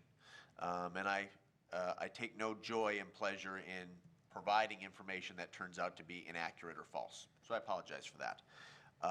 This is a difficult project from the city's perspective because we do not have direct control and direct oversight. We're contributing, we're supporting, we're advocating, but we don't have that direct control and oversight to expedite a project of this scope and magnitude. You are correct that I was told a year ago, more than a year ago now, that things were in place and that construction could begin in early spring of 2019. That was not accurate. One of the most frustrating things was that the contractor and Mr. Shipman provided a design to the Washtenaw County Road Commission, which has to approve a work order because, of course, you're doing construction in their right-of-way. And then subsequent to a on-site stakeholders meeting, it was determined that that design was not sufficient or appropriate, which is confusing to me as to why you would issue a permit and a work order and not catch some seemingly glaring flaws or omissions in a design. So that is the primary genesis for the delay of late. As I stated earlier this evening, once I have an opportunity to review the redesign and the rebid, I am likely to come back to City Council and to City staff with a recommendation that would change the oversight of this particular project. Mr. LaForte, I think you asked a question about additional costs in the redesign, and the way the agreement is written right now, that cost would have to be incurred by Mr. Shipman and his associates, not by the City of Saline. So again, I apologize for the delay in this, and it's not just the delay that has happened this construction season. This was a project that was first talked about by my predecessors and forebears in the early 2000s when Huntington Woods was first proposed. So I regret that we're at this point, but I'm still committed, 100% committed to moving forward and making this connecting sidewalk happen, hopefully sooner as opposed to later. And as I have additional updates, I'll be sure to provide those to not only my council colleagues, but to you gentlemen and some of your neighbors in Huntington Woods. Thank you. If there's nothing further to be brought up this evening, I would note upcoming meetings, including 2 work meetings, one regarding community events, that's an annual thing, and then employee health care, that's also an annual thing on November the 4th. At this time, the chair would entertain a motion at, let's say, 10 o'clock, to convene into closed session to consider strategy connected with the negotiation of a collective bargaining agreement pursuant to subsection 8C of the Open Meetings Act. Is there a motion to convene into closed session? So moved. Let's let Gearbaugh be the mover and Tahar be the second. The clerk will please call the roll. Councilmember CO? Yes. Councilmember Dillon? Yes. Councilmember Gearbaugh? Yes. Councilmember McClellan? Yes. Mayor Pro Tem Tahar? Yes. Mayor Morrow? Yes, and Councilmember Mitchell is absent. The vote is in the affirmative, and we are convened into closed session at 10 p.m.